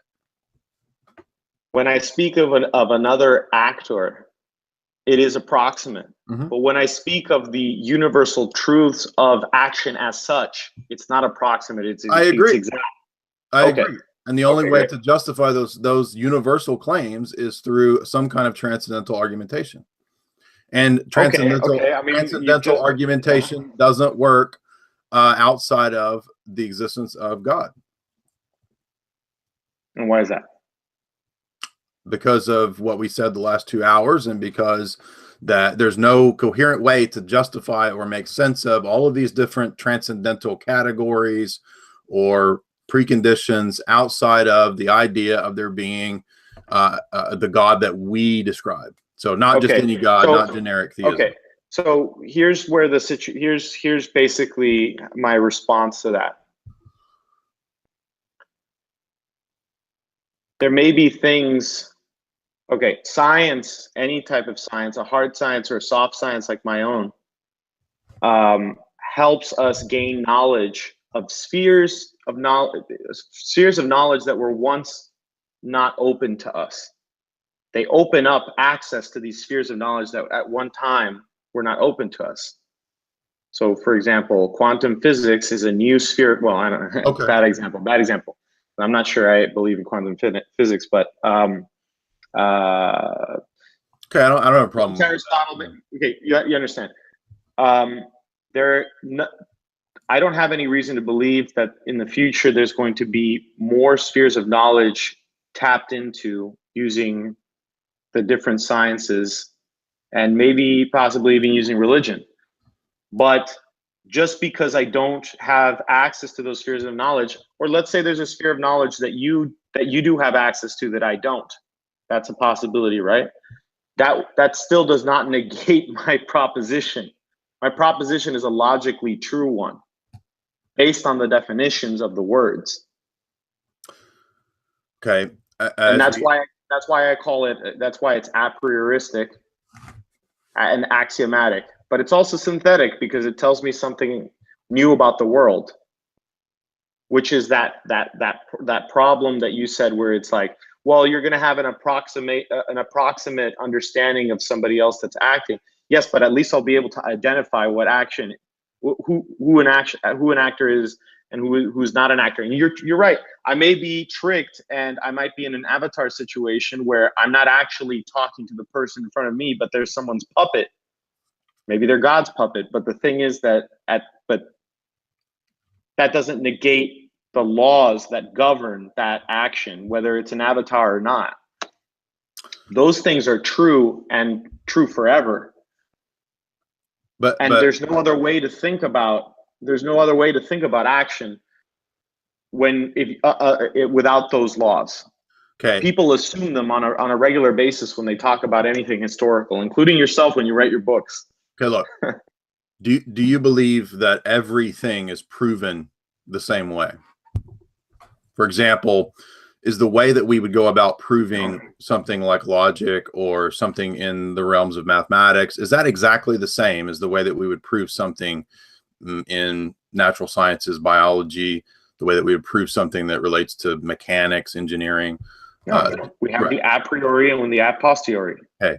So what I'm trying to stress to you is that if there are different ways of proving things, then not everything in one discipline is necessarily equated in terms of its meaning and terminology in another discipline. Okay. I understand that.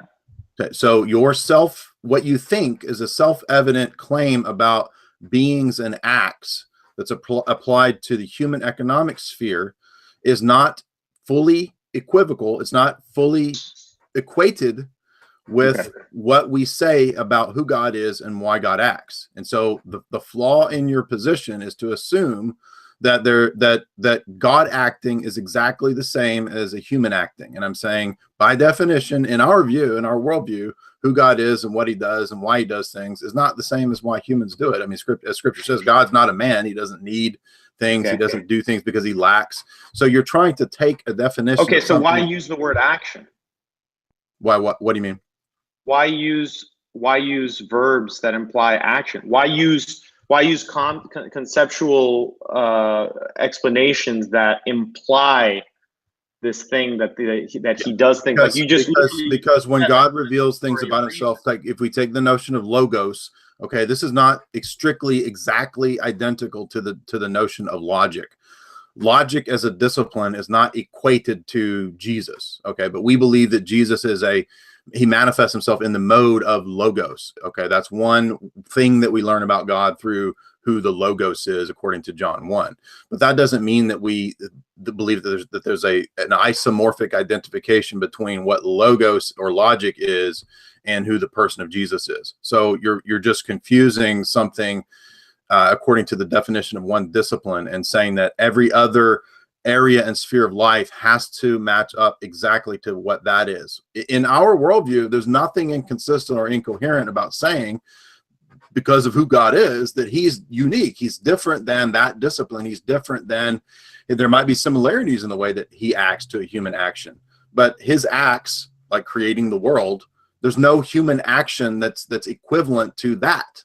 It's unique. That's why and if Christianity was true, if our position is true, then that's exactly what we would expect. We would expect there to be unique things like that don't exactly match up to human action. So it's a lot of atheists do this, which is it's a form of it's a form of anthropomorphism, where they take human qualities and they literally paste that onto God, and they say, well, that's stupid to say that being doesn't that he acts the exact same way that men do, and therefore God doesn't exist. No, that's again equivocating. So do you understand the idea of something being univocal versus equivocal?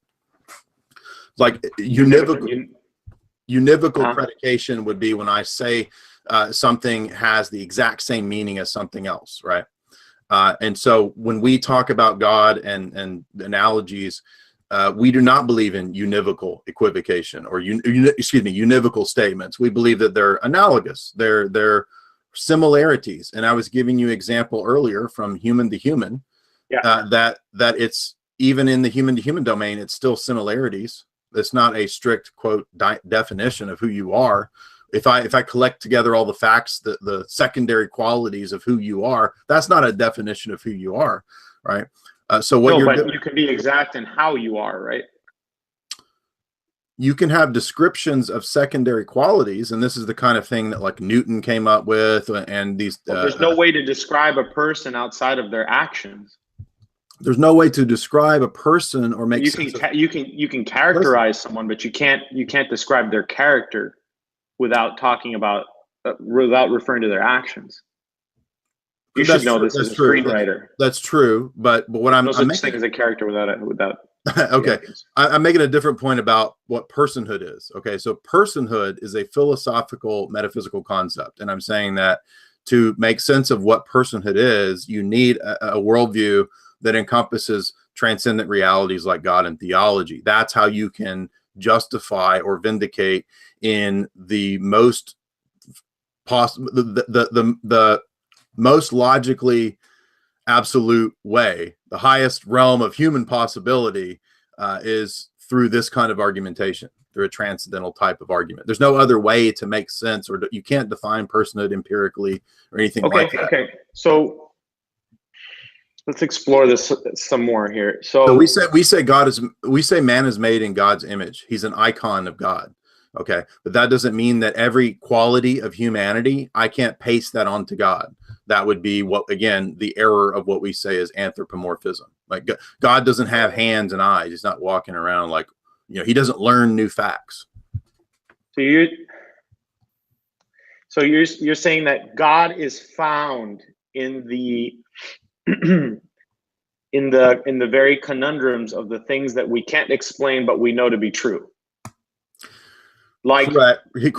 But they're not just conundrums. I'm saying that there's a coherent reason why these things operate in the world based on our worldview. So, for example, we believe that there is regularity in nature because of providence, because God set up the world to have this regularity. So for us, that's an adequate explanation for induction. So on an atheist worldview, there's no adequate ever, period. And William Van Orman Quine shows that that's still a problem in atheism. Yeah. Okay, so there are epistemological problems in atheism. So why? There aren't just epistemological problems. I'm saying there are a whole host of complete contradictions. That's a much stronger claim than just saying there's a. I mean, any position will have some area of uncertainty or a quote problem. But I'm making a much stronger claim, and I'm saying that the worldview, the paradigm, can be disproven by comparing it to the coherency of another system's paradigm, namely mine. So you're saying that juxtaposing religion to atheism disproves atheism? I'm saying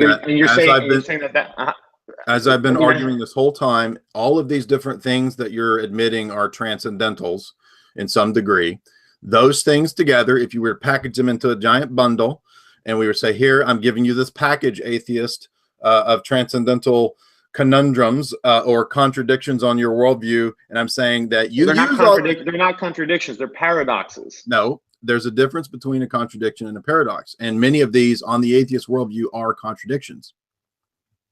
Where have I contradicted myself?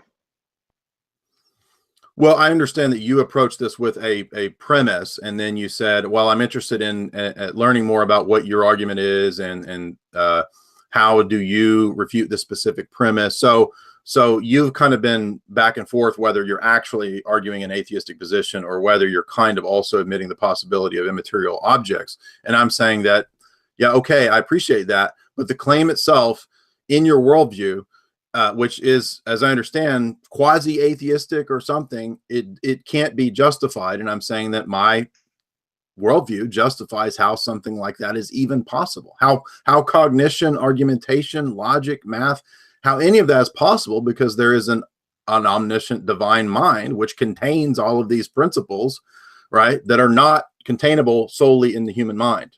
And there's no other way out of it. They're not contained solely in the human mind. So they're super logical. There's something beyond, there's spheres of knowledge that we cannot access.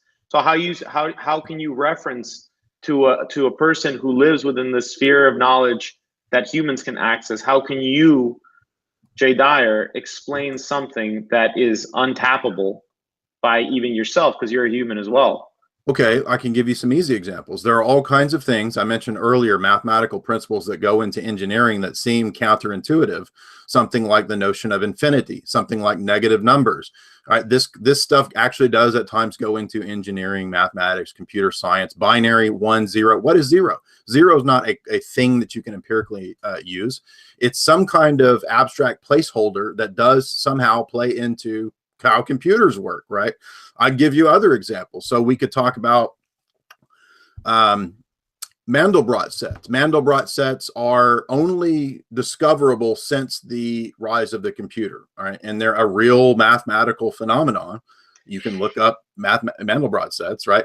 But no human mind has the capacity in any specific action of focusing on one geometric form or whatever to encapsulate the infinite structure of Mandelbrot sets, and they go on perceivably infinitely, right? So this is a realm that is in some way outside of the mind of human empirical observation that can be tapped into through nowadays through the existence of computers, right? We wouldn't have known of this until computers came about.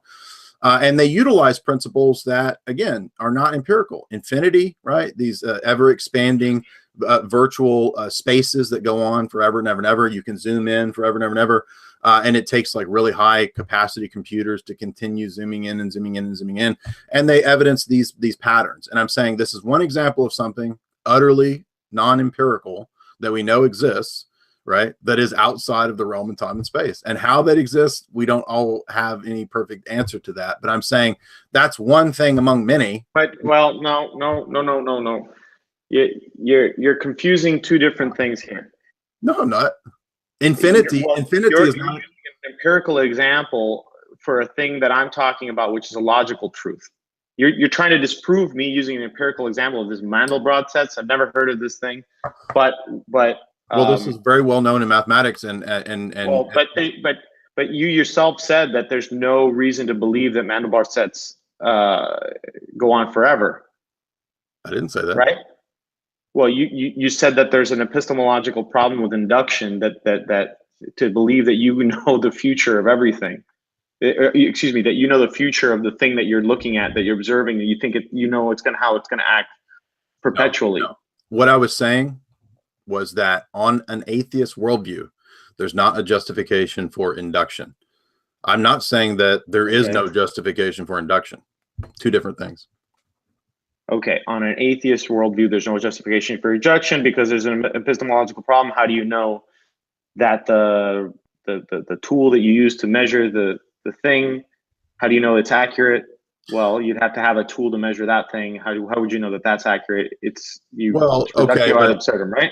Okay, but ultimately it's a reductio, but it's a reductio because in the atheist worldview, I'm not saying you, but I'm saying generally speaking, you have this sort of removal, this presupposition that there's nothing transcendent. And once you've started with that position and you argue that there's nothing transcendent, there's no immaterial realm or concepts or logic or anything like that, it's all has to be in some way material, you've locked yourself into a whole bunch of problems that are very, very difficult and impossible to argue out of.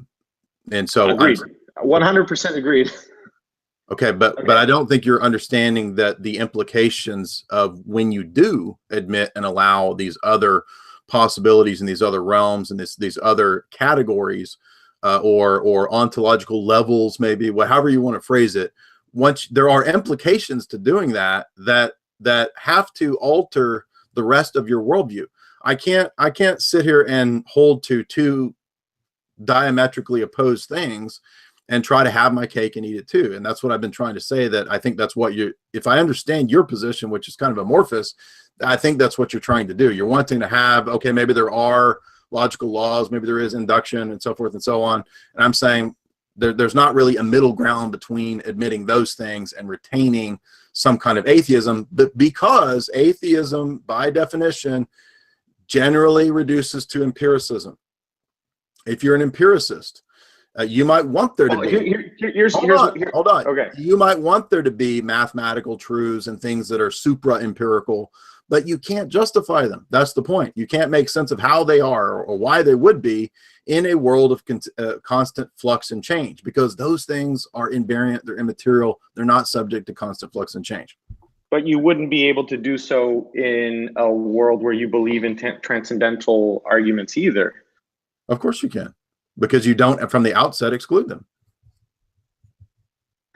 There's no way to conceive of supralogical things.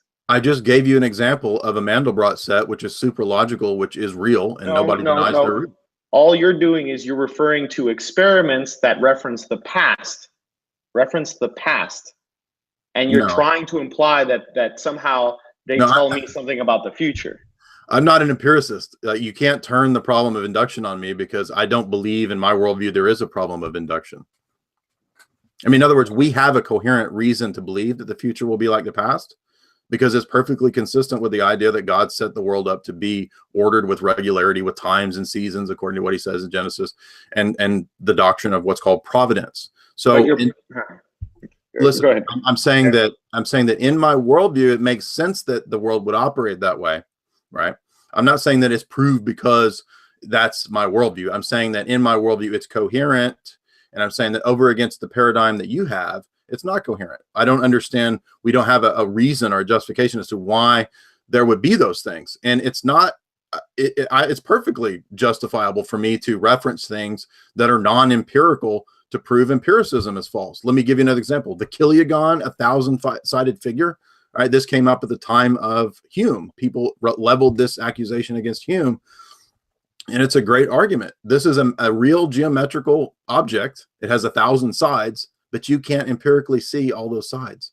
But that we don't conclude that there's no such thing as like a tesseract. Kiliagon. Sure, that's another great one. Okay. Okay, so they're not empirically verifiable. We know about them empirically in certain ways. We know they exist. They're proven by math. Okay, got it. But we can't observe them all at once, and I can't retain in my mind all 1,000 sides of the Kiliagon. Right.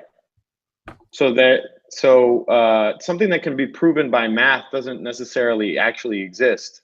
Mathematics is a science, but it's used as a language to solve problems, and it doesn't mean anything. It has no intrinsic value outside of a use for humans to turn back into English. Yeah. So this is the argument that the sophists and people in Plato's day leveled against Plato. And in a way, Aristotle, but I actually think that Plato has a more consistent answer to this objection than Aristotle. This basically would lead back to the conclusion that mathematical objects and entities are some sort of human notional construct, a token symbol, or some sort of convention. And it's very, very easy to refute that mathematics, numbers, logical laws, and abstract principles and concepts and meaning, that they're only conventional. Is that what you're saying, the conventions? Are they conventions?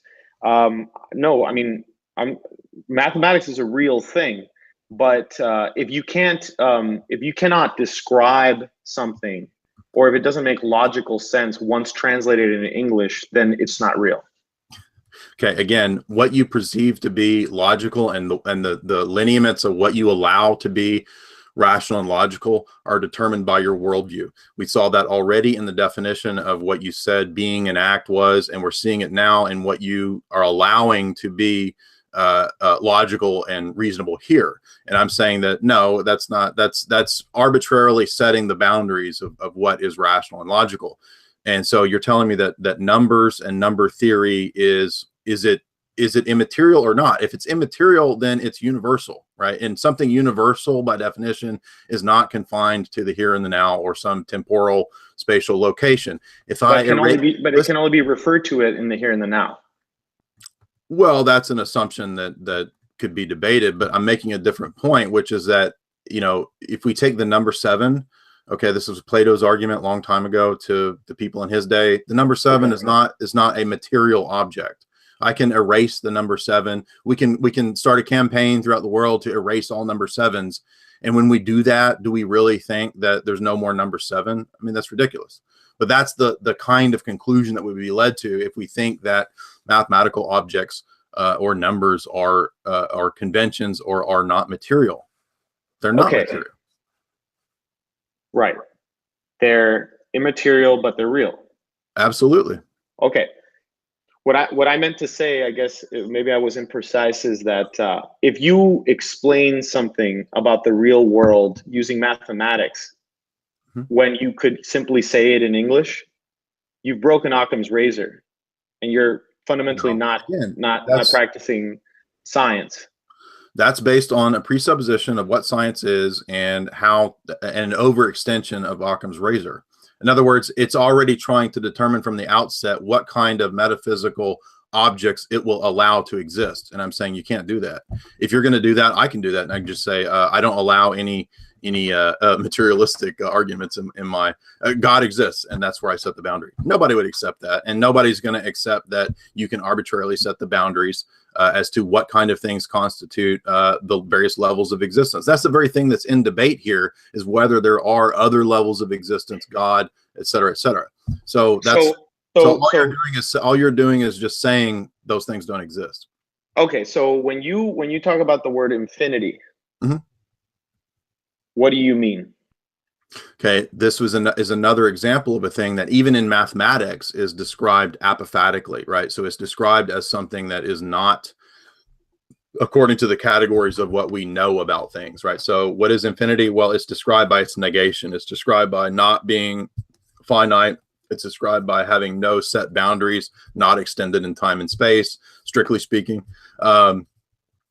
So that's a great example of something. I was going to use omnipotence earlier in the debate as something that is determined, again, within the paradigm as a whole. So for us, infinity is not a magical thing. It's not some special category of super knowledge, as you said.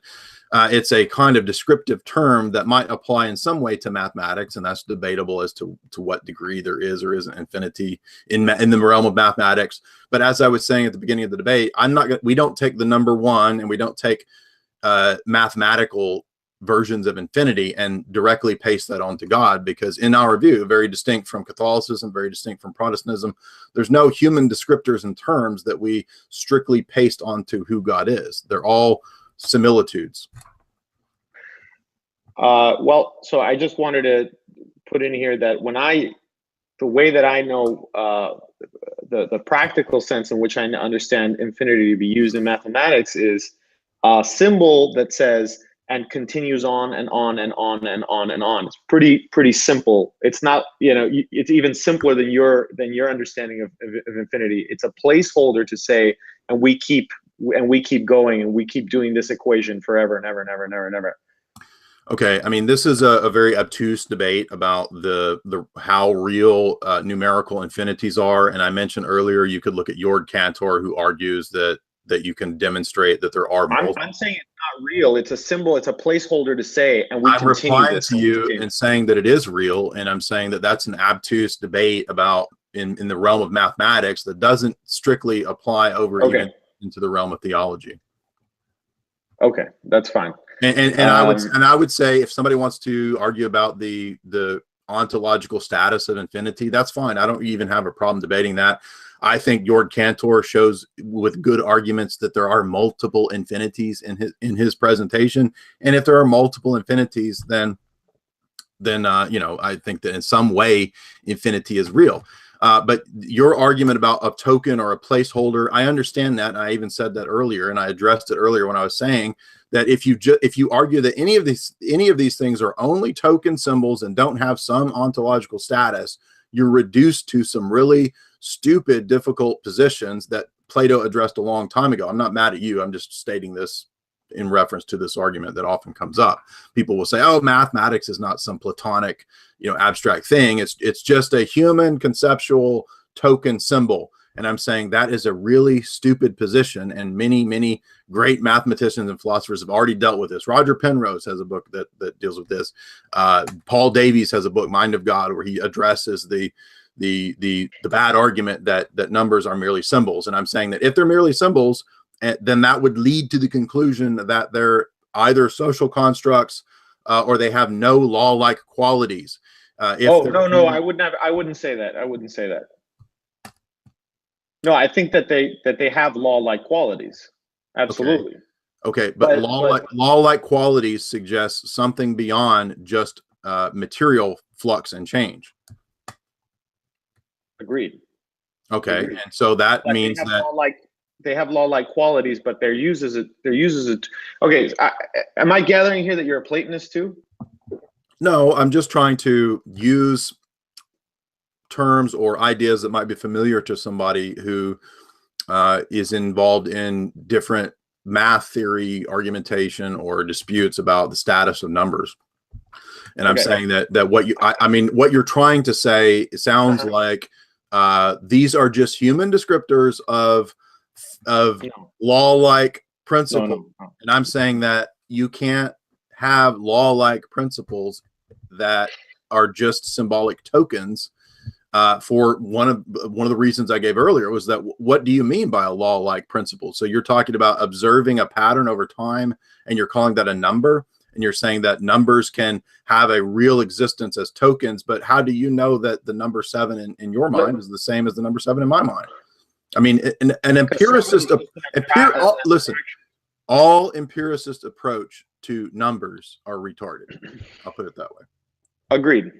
And if they're retarded, then that suggests, I'm only referencing Plato because this question came up in Plato a long time ago. I'm not saying Platonism, but one thing Plato did get right in this regard and was better than Aristotle was to say that when we think about numbers, when we think about concepts, when we think about abstract quantities, qualities, laws, these kinds of things, rights, we have a difficulty that cannot be restricted to the realm of epistemology because it spills over into ontology and metaphysics. Now, modernity doesn't want to talk about metaphysics, and I'm saying I see where you're going here. What you're saying is that that you believe in intrinsic value in things, and that has something to do with your religion, and because you believe in God, so you also believe in intrinsic value of things outside of humans. Well, intrinsic value would just be another one of these things that is not empirically verifiable. It would be that would be a category of aesthetics or ethics, which is another branch of philosophy that we could go into that can't be coherently argued for or made sense of outside of a Christian theistic Orthodox worldview. If we have a worldview. It's funny. By the way, just to let you know, most of the praxeologists I know are Catholic. Okay. And it's funny that I reach the same conclusion that you do, but I reach it through logic and not through religion. Okay, but I don't set logic over against religion. What I'm saying is that logic, which is great, I focused on a lot of analytical and logical philosophy in undergrad and grad school. I'm saying that I have every right as a philosopher, as a logician, as a thinker to ask meta-logical questions. And I'm saying that you on your worldview cannot answer or give anything coherent in terms of responding to meta-logical questions. And if you say that those are dumb questions, you can't ask meta-logical questions, I'm going to give you a whole list of things where meta-logic is absolutely useful and is part of a bunch of different disciplines. So there's nothing wrong with asking that question. It's only wrong when people don't want the delineators of what things are approved questions to be asked. So I don't have a problem addressing metalogical or metaphysical questions. Okay, what is this? Paul Davies. I'm just giving you one book by a guy who is an academic at wherever. It's just one book that kind of deals with this question of how it's difficult to maintain the reality of mathematical and logical entities. And also at the same time not admit something outside of the human mind. So in other words, we need the mind of God to make sense of these things. I'm just holding this up as one guy who discusses this. There's a bunch of other mathematicians, but Roger Penrose that deals with this very same question. Very respected Cambridge guy who behind the Penrose tiling. So this goes into things like architecture. What does it mean for something to have value? Well, in the Christian worldview, in the Orthodox worldview, we have, obviously, it would begin with the notion of the good. And the good, excuse me, the good is a value judgment that is intimately tied to metaphysics. I'm glad you mentioned the good, because this shows, by the way, that I didn't, you did, but go ahead. You just asked me about value judgments. Okay, well, value judgments in our view are intimately connected to the idea of the good, or what is good versus what is bad, et cetera, et cetera. Okay. So the good is something that we would say is determined by our scripture, our revelation, our worldview, right? And we can extrapolate into things like natural sciences and so forth as to utilizing metaphysics as well there. So principles as to good and bad have to govern science too. And this is why, for example, we would reject things like dysgenics. You can't introduce harmful genetics into the species to try to wipe out everybody else, because it's against our conception of what's good and bad.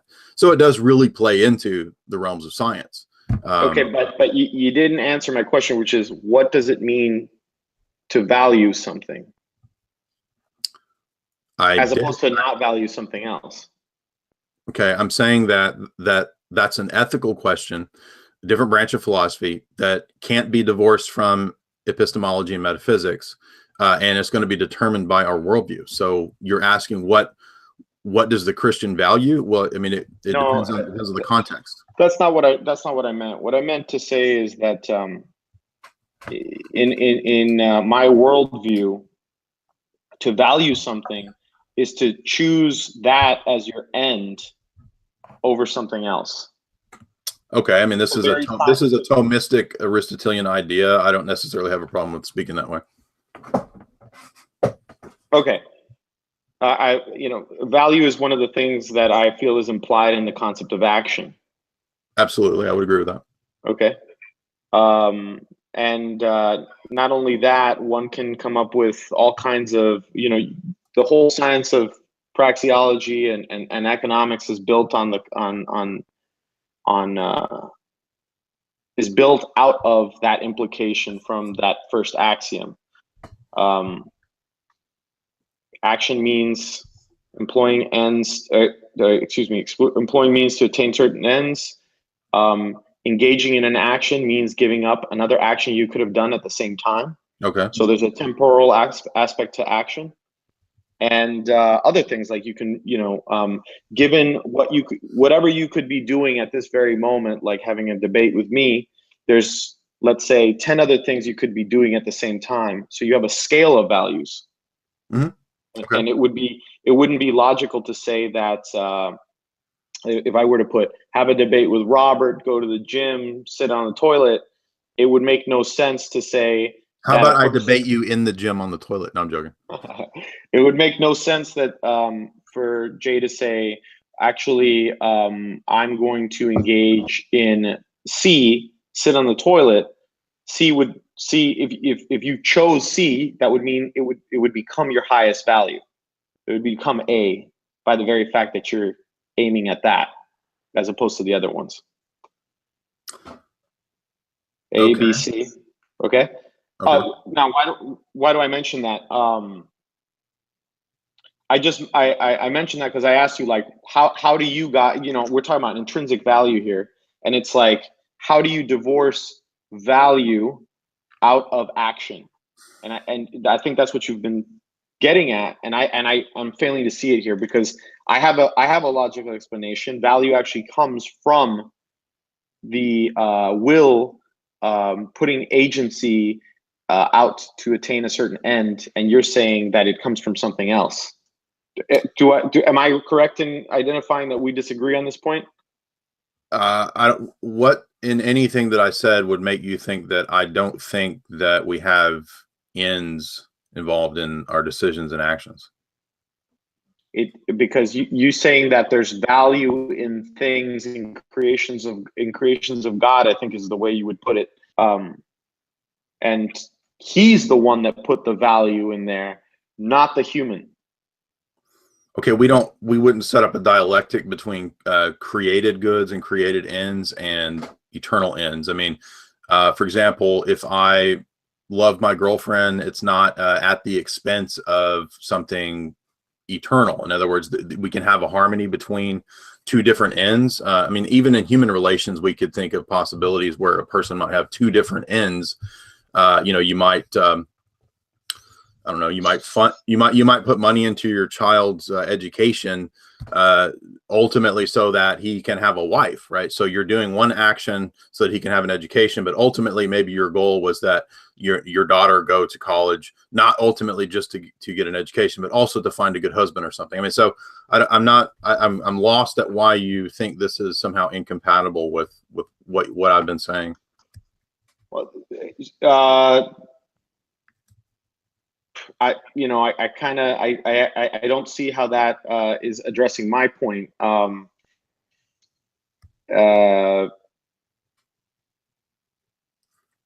Your question is about end. I think you're saying, are you getting to altruism again? No, I mean, that's another loaded term, because I already admitted to you, like in the first hour, that I don't have a problem saying that if a person does something, say, because of the expectation of the afterlife, that they're still in some way doing it to be self-referential. Selfishly. Well, again, selfishly, and not that I'm trying to inject value into that. I'm saying on a scientific level, it would be okay to say for what they want. I already admitted to you that Jesus holds that out multiple times as a means for doing things. He says things like, love yourself. He says, to do things, do things for God that will benefit you. So there's nothing necessarily wrong with having a motivation that is still self-referential. I mean, one of the motivations of the gospel is to have eternal life. I mean, that's a motivation held out to that's in your best interest. So, I mean, if you want to use the term selfish, that's also another kind of loaded term that tends to suggest, using other people or people being there for. No, I just mean for the self. Okay, but you would admit that the term selfish generally has a negative connotation. Yeah, absolutely. But I understand what Randians and objectivists mean by actions being self-motivated. So I would say yes. Is there any way to describe an action that is not self-motivated? I said earlier in the first hour that there might be that we can make a distinction between something that might be selfless, like I might do something that in a created sense, in a temporal sense, I might not receive a reward for, but that ultimately I have the expectation that God sees. I mean, this is what Jesus says in the Sermon on the Mount. He says, the Pharisees do what they do to be seen doing it. He says, they give money so that people will see them giving to the poor. And Jesus says, do what you do privately, and it will be known between you and God. So I'm not objecting to the overall idea that you can do something that's self-motivated, even in terms of eternity and God.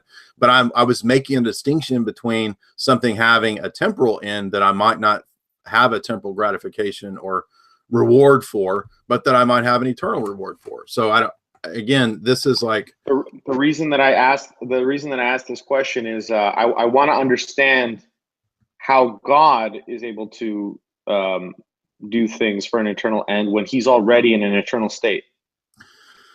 Right. And I've answered this about 5 times, that I've tried to explain to you that in our view, God is not lacking anything. So his reasoning for acting and creating the world is not so that he can attain some further end. I mean, if you want to speak in the terms of ends, God is his own end, because in our system, it is ultimately at its foundation circular. Yeah. He is his own end, which is to say he's perfect. That's a Thomistic. We don't usually speak that way. That's Thomistic, but for the sake of argument, I'm saying, okay, what is God's ultimate purpose? It's not that he needed men or anything like that, but it's just that out of his goodness, he chose to create, and he chose to save and to redeem and to eventually resurrect humanity, not because he needed anything, but because he wanted to express and share the goodness of communion that he has with other beings that he created. That he didn't have before he did it, right? Correct. So he lacks something. No, he wasn't perfect.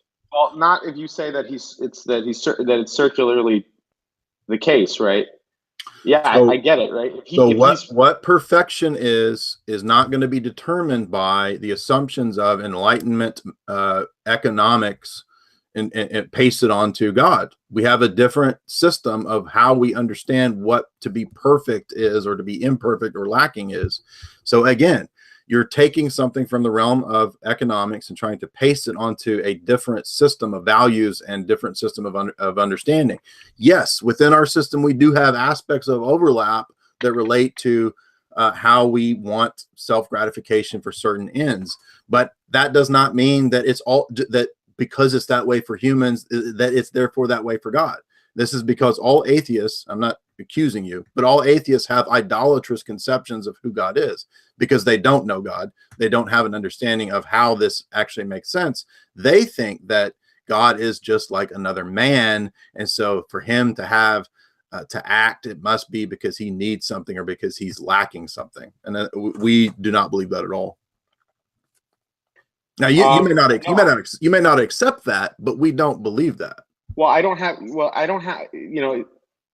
I think that I'm going to stand with people that are listening to this debate in saying that I don't have a way of conceiving of an action that a purposeful actor employs that does not fall under the conditions that the way that I've described it. I don't see how one. It's just the argument is quite logical as far as I see it. It's. No, I mean that's why the actor. Yeah, I get it. So what it's sounding like. This is what I'm getting. This is what I'm getting from you. Okay, I'm getting that people have believed in God since the beginning of time. Okay, in a God, it doesn't really matter. It does matter. Like it does matter because what kind of deity we're talking about is crucial to trying to make sense of the questions that I raised about transcendentals in the first hour. So it does matter. So the flying spaghetti monster is very different from the God that I'm talking about, very different from the God presented in the Torah and in the Gospels. Very, very different. No, I understand that. Okay, so people have believed in your God for 2,000 years. Well, we believe that our God is the same God of Moses and of Abraham and Isaac and Jacob. So the same one in the Torah? Absolutely. You just said that your God is different from the God of the Torah. You literally said that a breath ago. No, I was saying that our God is that God, and he's distinct from the other pagan gods. Got it. So this God, this conception of God, has existed for a certain amount of time. Okay. Right. And it sounds to me like, and I can only speak right now since you're representing Eastern Orthodoxy, and I'm not well versed in Catholicism. It sounds like to me like Eastern Orthodoxy has built an edifice, a system where they have some justification, theological justifications for why they believe what they believe, and it's a very detailed system. But ultimately, whenever there's some sort of problem, they change the definition of words, is what it sounds like. No, again. Well, but so what is an action? Explain to me the rules of an action that does not start off with a dissatisfaction. I want to be very technical here. Do you understand? The end is dissatisfaction. Then it starts with a dissatisfaction, does it not? Okay. Logically speaking. Do you understand that I spent in the first hour a specific detailed response of how the way that you understand those loaded terms is going to be determined by your worldview? And you seem to agree with that, right? Yes. Okay. I agree with that. So if that's true, you can't just reassert to me your initial argument as if I have to then give up that first hour of the conversation and say, no. I'm clarifying here, I guess, what you said in the first hour, which is that the worldview. So now let me get to the crux of the thing. What you're saying is that fundamentally, because we approach things at a different worldview, there's no way to have this debate. Do I understand you correctly? There's no way of you to convince me using logic of your worldview. No, I did that earlier when I showed you that all of these things that you presuppose don't make sense on your worldview, and then you're turning around and you're re-asking my worldview. Yes, and you're re-asking me the original question that we spent an hour parsing apart. It's like, okay, I see all those points. Now let's forget all that and let's start over with the original objection. No. I've been paying attention. I've been keeping notes. Right. To the best I can, and I understand what you're saying. We've gone through the parts here. And I've even addressed the specific point about ends and selfishness and all that. So again, where is the specific objection? And you're saying, I don't know what act is in your view. I don't get a clear idea of end. And I'm saying, look, I understand that it may sound a little confusing for me to say that the way that we understand what God's actions are is different from human actions, but that's bound up in what we mean by something like similitude or an analogy. I mean, even atheists will use analogies. They'll say things like Mother Nature created the world, or and they don't mean literally created, but Mother Nature designed beings to adapt to their environment. I don't have a problem with talking about adaptations and these kinds of categories that are somewhat ambiguous, and they're used in kind of an analogous way. They're not meant to be strictly identical. So this is a real philosophical question in the history of philosophy about the difference between senses of words predicating, right? There's the is of identity, and there's the is of similitude or analogy. If I say the dog is red, okay, it doesn't mean that redness, the color, is literally identical to the dog, right? That's different than the is of similitude or predication. Do you see what I'm saying? And so what I'm saying is that you keep asking me to give you a definition for act or action that fits with the materialistic presuppositions of the original claim, and why that doesn't fit, that doesn't match up to God. And so I don't have to accept it because it doesn't match up to God. And I'm saying, number one, I don't accept the whole premise to begin with because it's all loaded stuff. And I'm saying that if your presuppositions don't work, then you can't keep asking me to give you something that's not possible. No, it's not going to be possible to give you a materialistic definition of something immaterial. I see. I'm not going to be able to give you a definition of a immaterial. I'm not going to give you a materialistic definition of immaterial thing. You seem to be asking for a very. No, I'm sorry. Action is not necessarily materialistic. Okay. But if I say, I know that. Who's gay, sit down. I know that, but stay standing. You're gay, right? I know that, but I'm saying that the original argument's premise in the context from which it arises, that worldview, that's why I was talking about classical foundationalism, that presupposes a certain kind of way to ask the question of what an action is, or what a being is, or what will is, or what telos is. And so you keep asking me to define something by definition immaterial in some kind of material way, if I understand you correctly. I mean, you want me to define what God's acts are that don't have a purpose, right? That's what you've been saying all along. And I'm saying no, that don't have not that they don't have a purpose. God has purposes. I think we agree on that. Like your conception of God, he does that. Even Thomism says that, even classical Catholic theology says God is ultimately his own end. He does because he didn't need anything. His end isn't I mean, in other words, God can have, God being God can have ends that are appropriate to humans and to granting them different degrees of gifts and afterlife or whatever. And then ultimately, you're asking what is the ultimate foundation of this system? And I'm saying God himself, and it's circular. Yes. And that's why we don't use classical foundationalism. We use the comparison of two different paradigms to see which one is coherent. You're saying, give me on my worldview a definition of something that I will accept in my paradigm, right? That I think is problematic in your paradigm. Only because I'm human, and only because I have one way. I only have a certain universal set of rules under which my brain works. And you already admitted that there's all kinds of things like that, universals, that don't fit into that temporal paradigm. So, okay.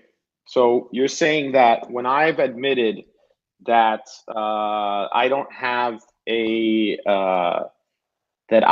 way of describing what logic is, that becomes a transcendental argument because I'm basically just accepting it as a given and moving on. You're saying that I'm saying you can't answer your own question on your worldview because it's confined within that system, and it doesn't have a way to reference things outside of that system. And once you do reference things outside of the confines of economic theory or something like that, okay, then you've stepped off into the realms of philosophy. Like, you can't start asking questions of what being is and what. If I say, what is the nature of man? And I say, I've just answered it. The nature of man is to reason. Is that classical? Or is that a classical foundation in the way in which I'm asking the question? Or is that a theological way in which I'm asking the question? Well, I mean, it might be confined to certain disciplines pragmatically. What is the nature of man? The nature of man is to reason. Okay. The question answers itself. Number one, I don't accept that is strictly what man's nature is, because we have a very precise definition in our view of human nature. Okay, so it includes certain faculties, will, soul, et cetera, et cetera. That's, for us, that is what human nature is. And it does include reason. But I'm not going to, again, equate and smash down into some sort of scheme the idea that reasoning is man's nature. That's ridiculous. I mean, man's nature includes a body. A body isn't reason. So how could man's nature be reasoning? Okay. Reasoning is a faculty or a function, an energetic process of the intellect that man engages in, but it is not strictly equated with his nature. Okay. And if I were to say the nature of man is to act, you'd also say that's too truncated, that's too smashed down? Acting according to one's will is a faculty or function of human nature. It is not strictly human nature, correct? Even if we agree that even if we say that action implies that there's a will, mm-hmm. Okay, a transcendental thing, mm-hmm. Even then, it's not. Even then, the nature of man is to act is not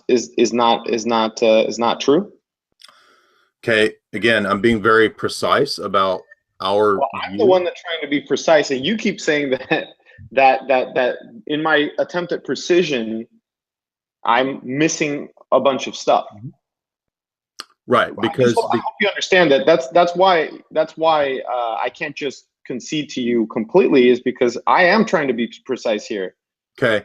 But do you understand that let's take the history of philosophy in these different disciplines, and I'm not trying to bang you over the head with not being familiar with certain things, but these, again, are philosophical topics. And so even if you reject the idea of doing metaphysics or philosophy, there's no doubting that the questions that you're asking, nature, right, being, these are philosophical topics and questions. They're not things that you can strictly derive from common sense realism, from empirical observation.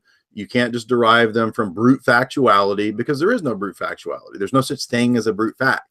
So these are very philosophical terms, and that's why I'm being very philosophically precise in the way that I reply. And I say that no, it is ridiculous to say that human nature is, with the is of identity, right, reasoning or act, because I strictly believe there's a distinction between a thing's nature and its acting or energy.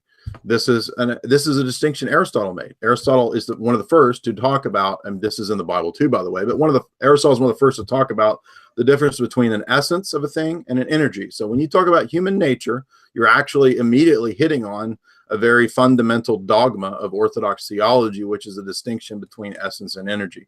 So human nature is distinguished from human action. And this should be obvious if we think about it, because you are not the same thing as the act of building a building. You are not the same thing as the building.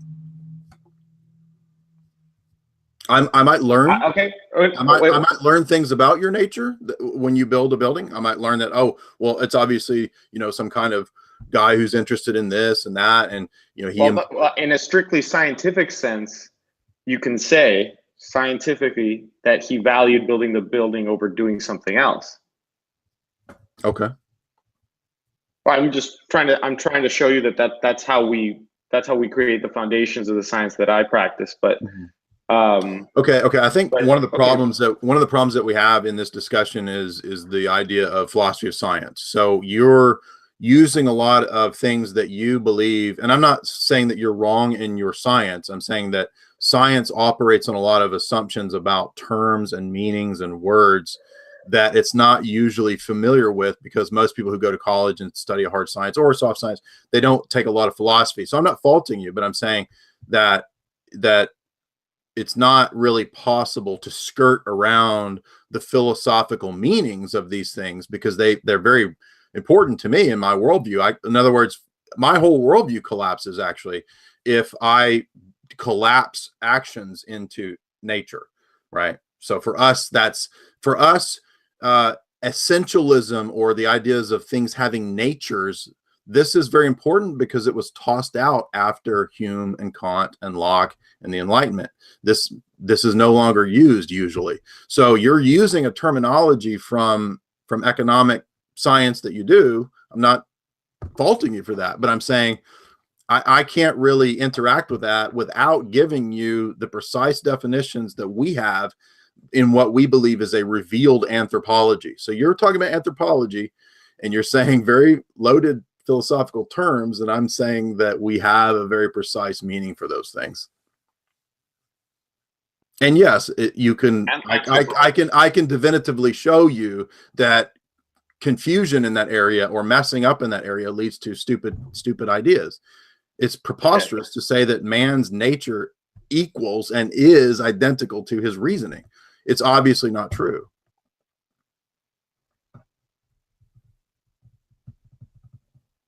Okay. So unless you want to say that man's nature is to not have a body, or if you want to be a Gnostic or something, I guess you could go down that route. But I would take a different course of refuting Gnosticism if a person went down that route. Yeah. So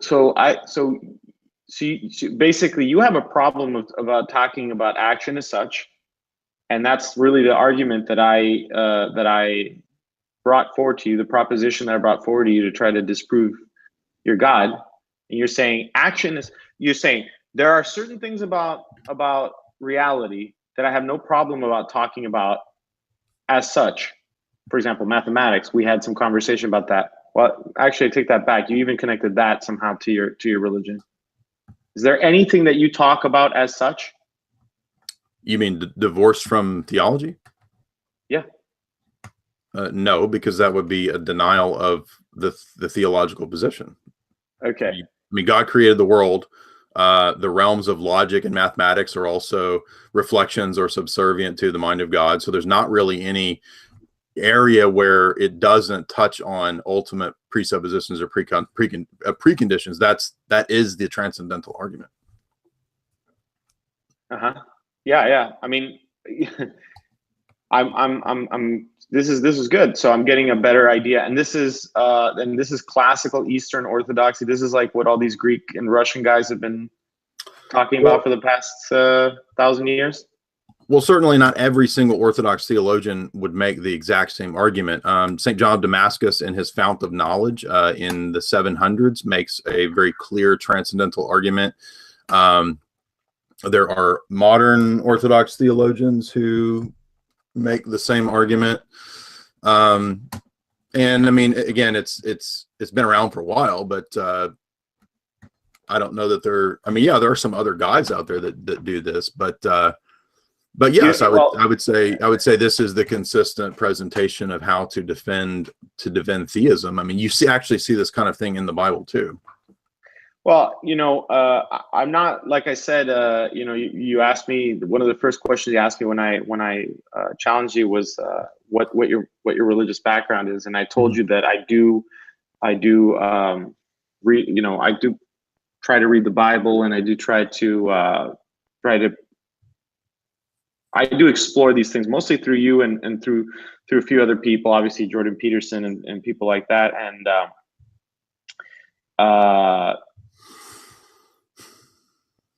I've reached similar problems in the practice of kind of teaching praxeology to people. I've reached these problems like, for example, when we start to talk about markets, and that's what economics is. Economics is the branch of praxeology that talks about market phenomena. Mm-hmm. When we started to talk about markets, when we started to talk about interpersonal relationships, interpersonal action, two people, more than one will, we have to come up with these. We have to again address epistemological questions, and as well as address questions of ethics. And so, I've been dealing with this kind of problem for the past, 7 years or so, where it seems like there's one of the ways that a lot of praxeological teachers like to teach is they like to say that praxeology is a valueless science because it teaches about action as such.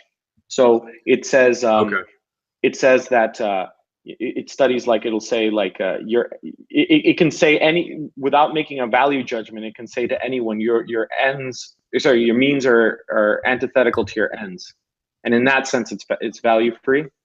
Okay. But one of the things that I've been because it has to address ethical questions just in order to be a coherent science, in the past few years, I've been kind of reaching this conundrum where it's like, can ethics and praxeology be divorced? And I'm kind of coming to this conclusion that no, they can't. Correct. And yes, I have an essay that I wrote about this topic where I was trying to make the point that any one of the disciplines of philosophy, so for example, philosophy is ethics, metaphysics, and epistemology historically. Any one of those branches will in some way kind of assume or presuppose or necessarily entail one of the other branches or claims in those branches. So there's no such thing as a strictly, say, ethical argument that doesn't also in some way involve metaphysics. For example, anytime I make a value judgment claim or an argument about ethics or something like that, I am in some way referencing some idea or concept of the good. So whatever I think the good is, or whether it exists, or whether it's material or immaterial, whatever, God, whatever, I'm still in some way referencing or using the idea of goodness. Even if I'm like a Satanist, then I still in some way have a conception of, oh, well, it's good for me to just completely do everything for me or whatever. So the point being is that you can, I think, definitively show that any claim in any specific discipline actually does entail and include arguments or ideas or metaphysical concepts or whatever from other areas of philosophy or other disciplines. And in fact, if you notice, that's what I was kind of doing with you in the very beginning. So from our perspective, no, there's absolutely no way to divorce value judgments from science or to let me give you one great book on that. Actually, all science is a holistic we do not believe there's such a thing as neutrality. And so, for example, how do I show that there's no such thing as neutrality? Well, here's one good book from a famous philosopher of science, Michael Polanyi. And Polanyi, who is a Oxford Royal Society dude, has been writing for decades, very, very well known. I'm not saying it's true because he's famous. I'm just saying that he's a good proponent of, I don't agree with those positions, but he's a good proponent of showing that it's really impossible to have logic, science, and scientific method and process while strictly being neutral with no value claims or judgments. There's no neutrality. Right. I think he effectively shows it, and it's a very short book. One of the things that we've talked about, at least with my colleagues, is like every action has every human action has in it it values life over death. Yes, that's metaphysical. Because you require life in order to perform the action. That's ethical and metaphysical at once, and you can't divorce them. In fact, your original claim about actions and ends, I mean, telos is a metaphysical question. Right. Well, I can't say that you've converted me, Jay. Well, I don't expect one single, debate or conversation to necessarily convert people, because usually it does require a lot of fleshing out. And, we're talking about disciplines of philosophy and history, and, the Bible's a big book and all that. So I understand that, it's not like one debate or argument, solves all possible questions. That's not really possible. But I do think that I have effectively shown that the original argument really only works if we accept your paradigm. And what I'm here to do is compare paradigms. Yeah, I can definitely accept that my argument doesn't apply to the thing I was trying to disprove.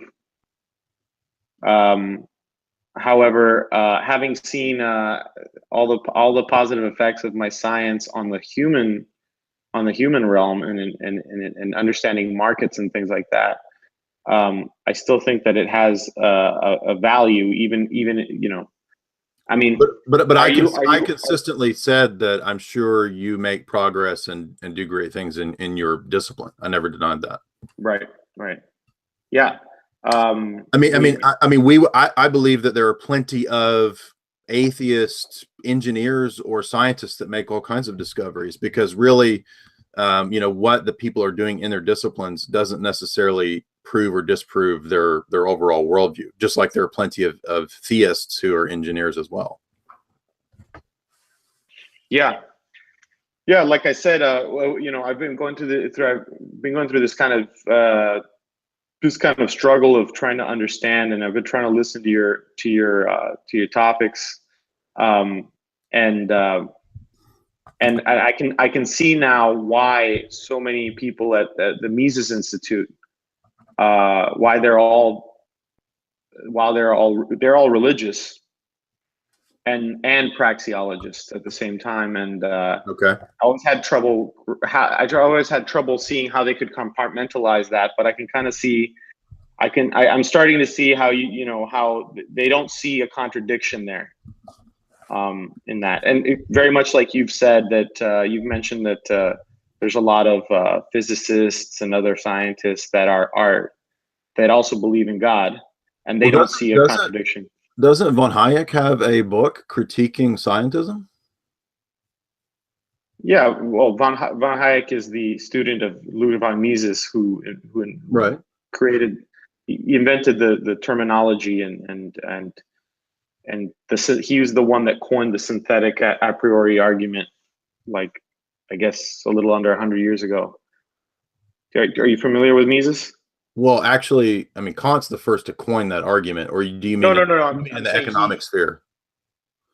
In the economic sphere, he made this synthetic a priori argument that because people I guess there's some, I'm not well versed, but I guess there's a lot of people that say that Kant never produced a synthetic a priori. Correct. Right. So my understanding is that Ludwig von Mises is the first person to actually present a tenable synthetic a priori. No, actually, Husserl did, and I have a brief article on Husserl's synthetic a priori. And what year was that? It would definitely be prior to von Hayek, but let me see what exact year the logical investigations are. They are 1900. You cut out there. They are 1900. Oh, 1900. Okay, so Mises is in Nazi Germany, 1937, around there. Okay. Well, he probably read Husserl, actually, because Husserl was, I think, dealing with National Socialism, and maybe he had to leave or something too. But I can't remember all the specifics of Husserl's life. But I will say that this book, well, it's a two-part book, but this book is very technical, very in-depth. And so I'm not recommending it because I think it proves theism. But what he does show in this is that bare scientism doesn't work. But I mean, I don't think you're already kind of questioning bare scientism. So I wouldn't necessarily think but I mean, he's a mathematician who's coming at the process of science and saying this is nonsense to say that science is just psychologism, or that induction and logic is psychologism, which was very popular in his day because he was a student of a guy named Franz Brentano who taught that. So, but what I would say to you and to anybody who might have a similar worldview to what you're putting forth here, I would say that the structures of scientific revolution, I think, shows that science is not strictly neutral, that neutrality is a myth.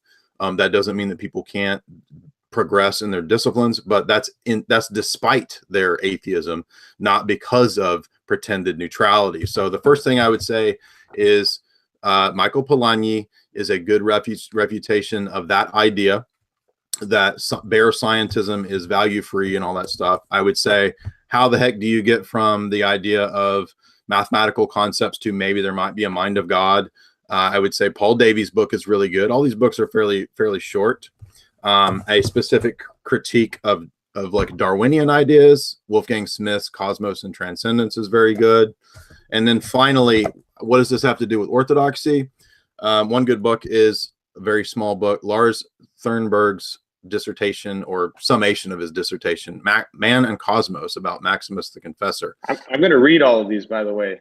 So stop pulling more out, because you're going to make me get lost.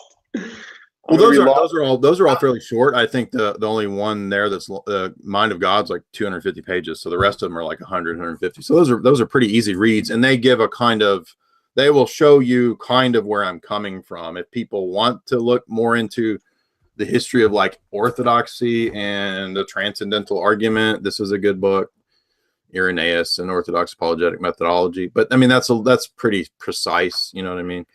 Now let me plug a book here. So this is Human Action by Ludwig von Mises, and this is a treatise on economics, but it's really all about praxeology, and it only delves into economics in the halfway point.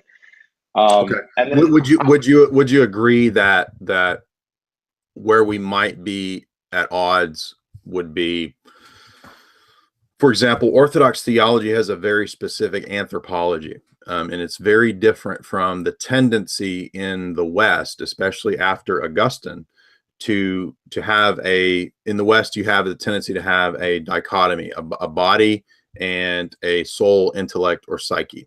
So that's what becomes normative in Roman Catholic theology. And then by the time of the Enlightenment and all the deists and the French Revolutionary guys, you basically get man as a body and some kind of reasoning capacity. Plenty of debates over whether he has a soul, a mind, or whatever.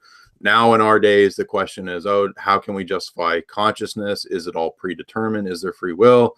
So the only reason I'm saying all this is just to be very clear. And, it might be 5 years down the road when you hear what I'm saying and it makes more sense. I'm not trying to be arrogant, but it took me a long time to really get to the bottom of this, is that you have two different anthropologies that develop in the history of the ideas of the East and the West.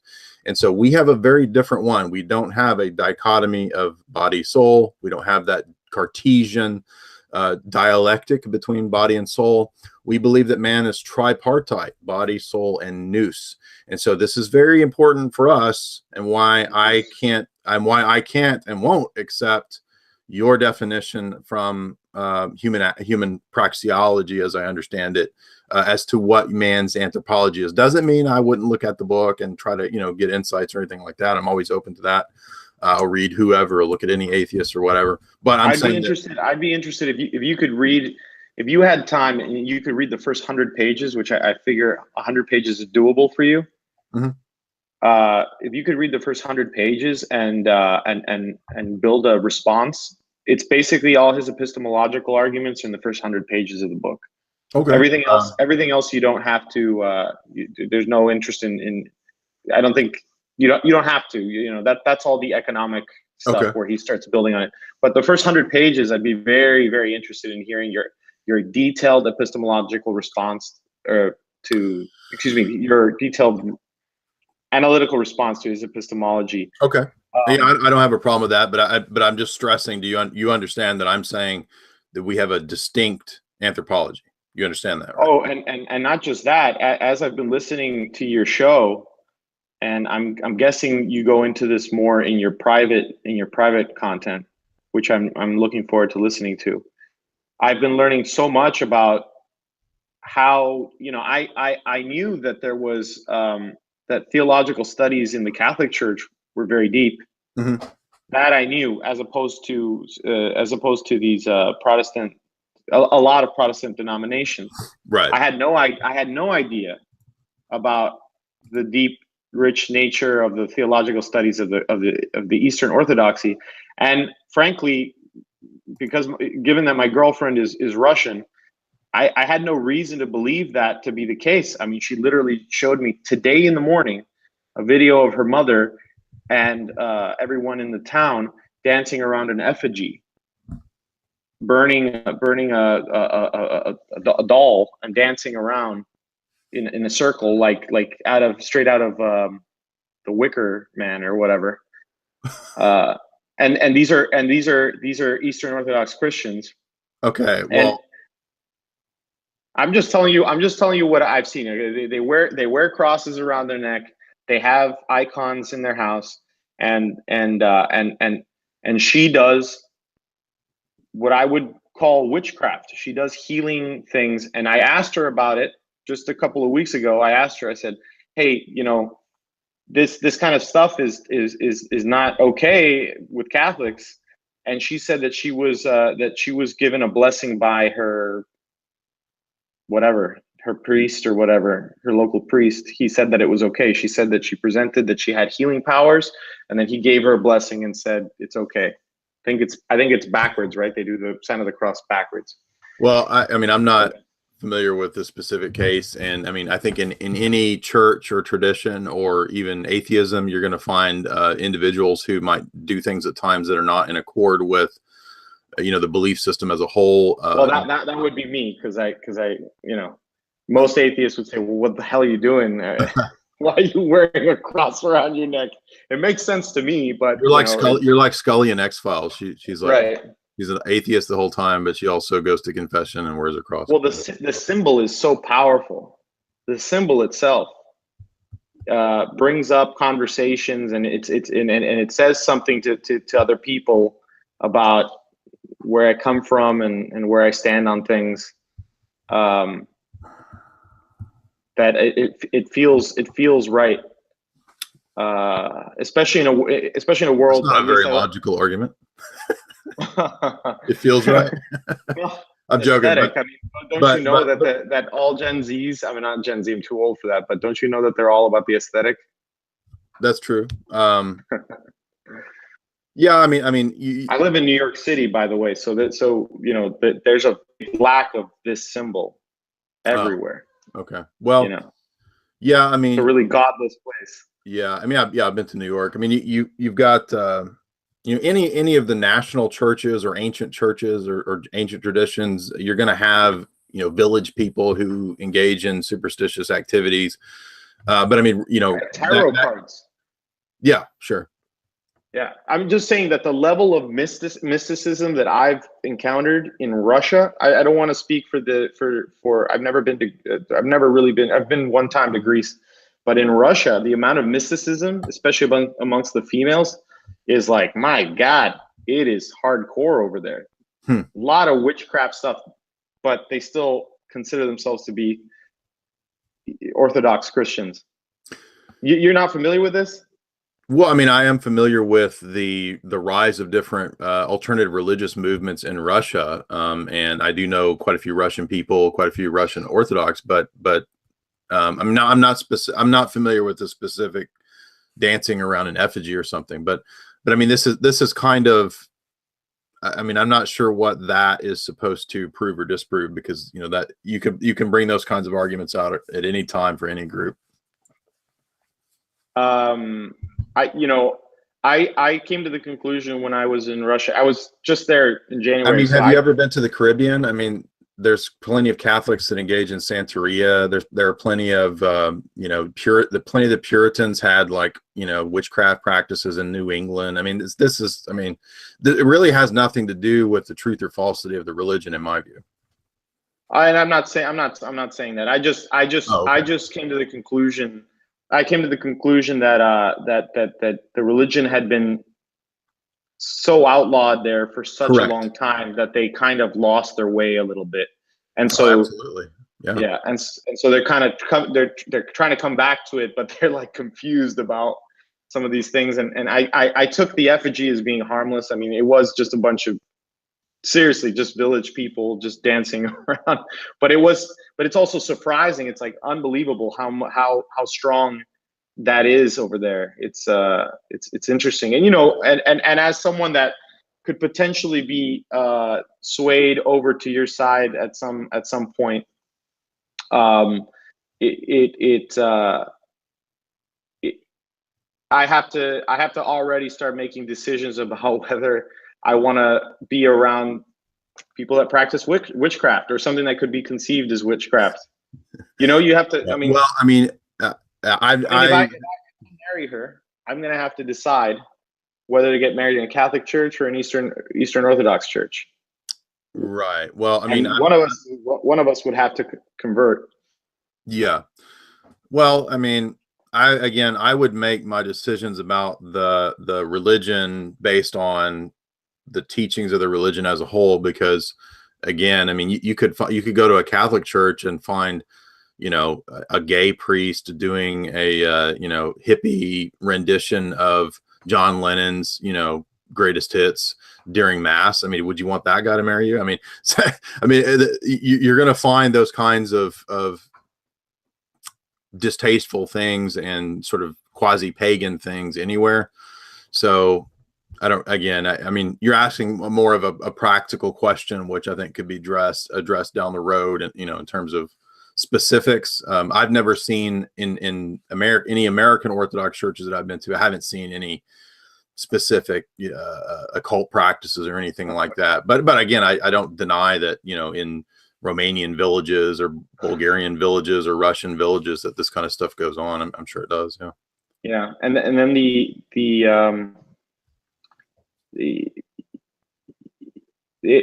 I mean, I was listening to one of your last ones about one of your videos with the title about Satan, and I started to just Google videos on YouTube about Vatican II, because I was like, I need to find out more about what happened in Vatican II. And you hear from these Catholic priests that like the Catholic Church is basically not. It has nothing to do right now with what it used to be. Right. 50 years ago, and I was even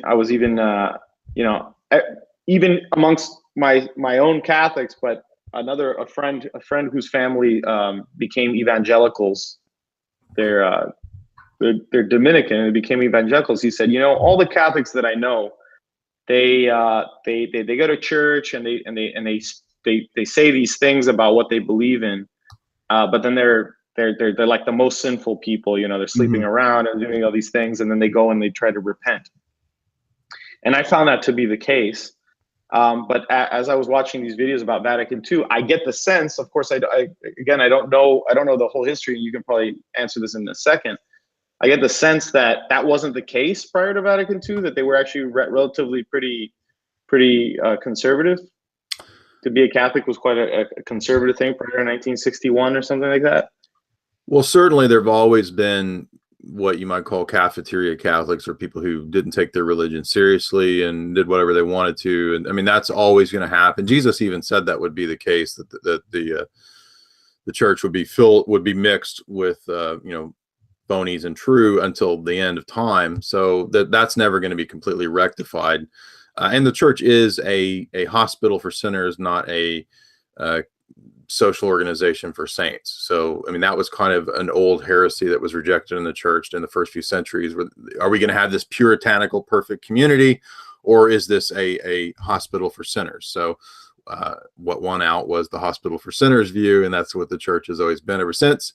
But yes, post-Vatican II, the problems got a lot worse, but certainly it's not very hard to demonstrate that the problems in Roman Catholicism were far prior to just Vatican II itself. And that's why many turn-of-the-century popes were already warning and condemning problems in the Roman Catholic communion, specifically Leo XIII, Pius X. Many of these encyclicals, and then in 1928 you have Mortalium Animos by Pope Pius XI, which specifically calls the kind of religious syncretism and interreligious prayer and celebration of whatever kinds of ceremonies. It calls it basically a heresy and a apostasy from the basics of Christianity. So yes, that is unfortunately what happened in the West. We believe it's an outworking of a long strain of bad ideas in Western theology.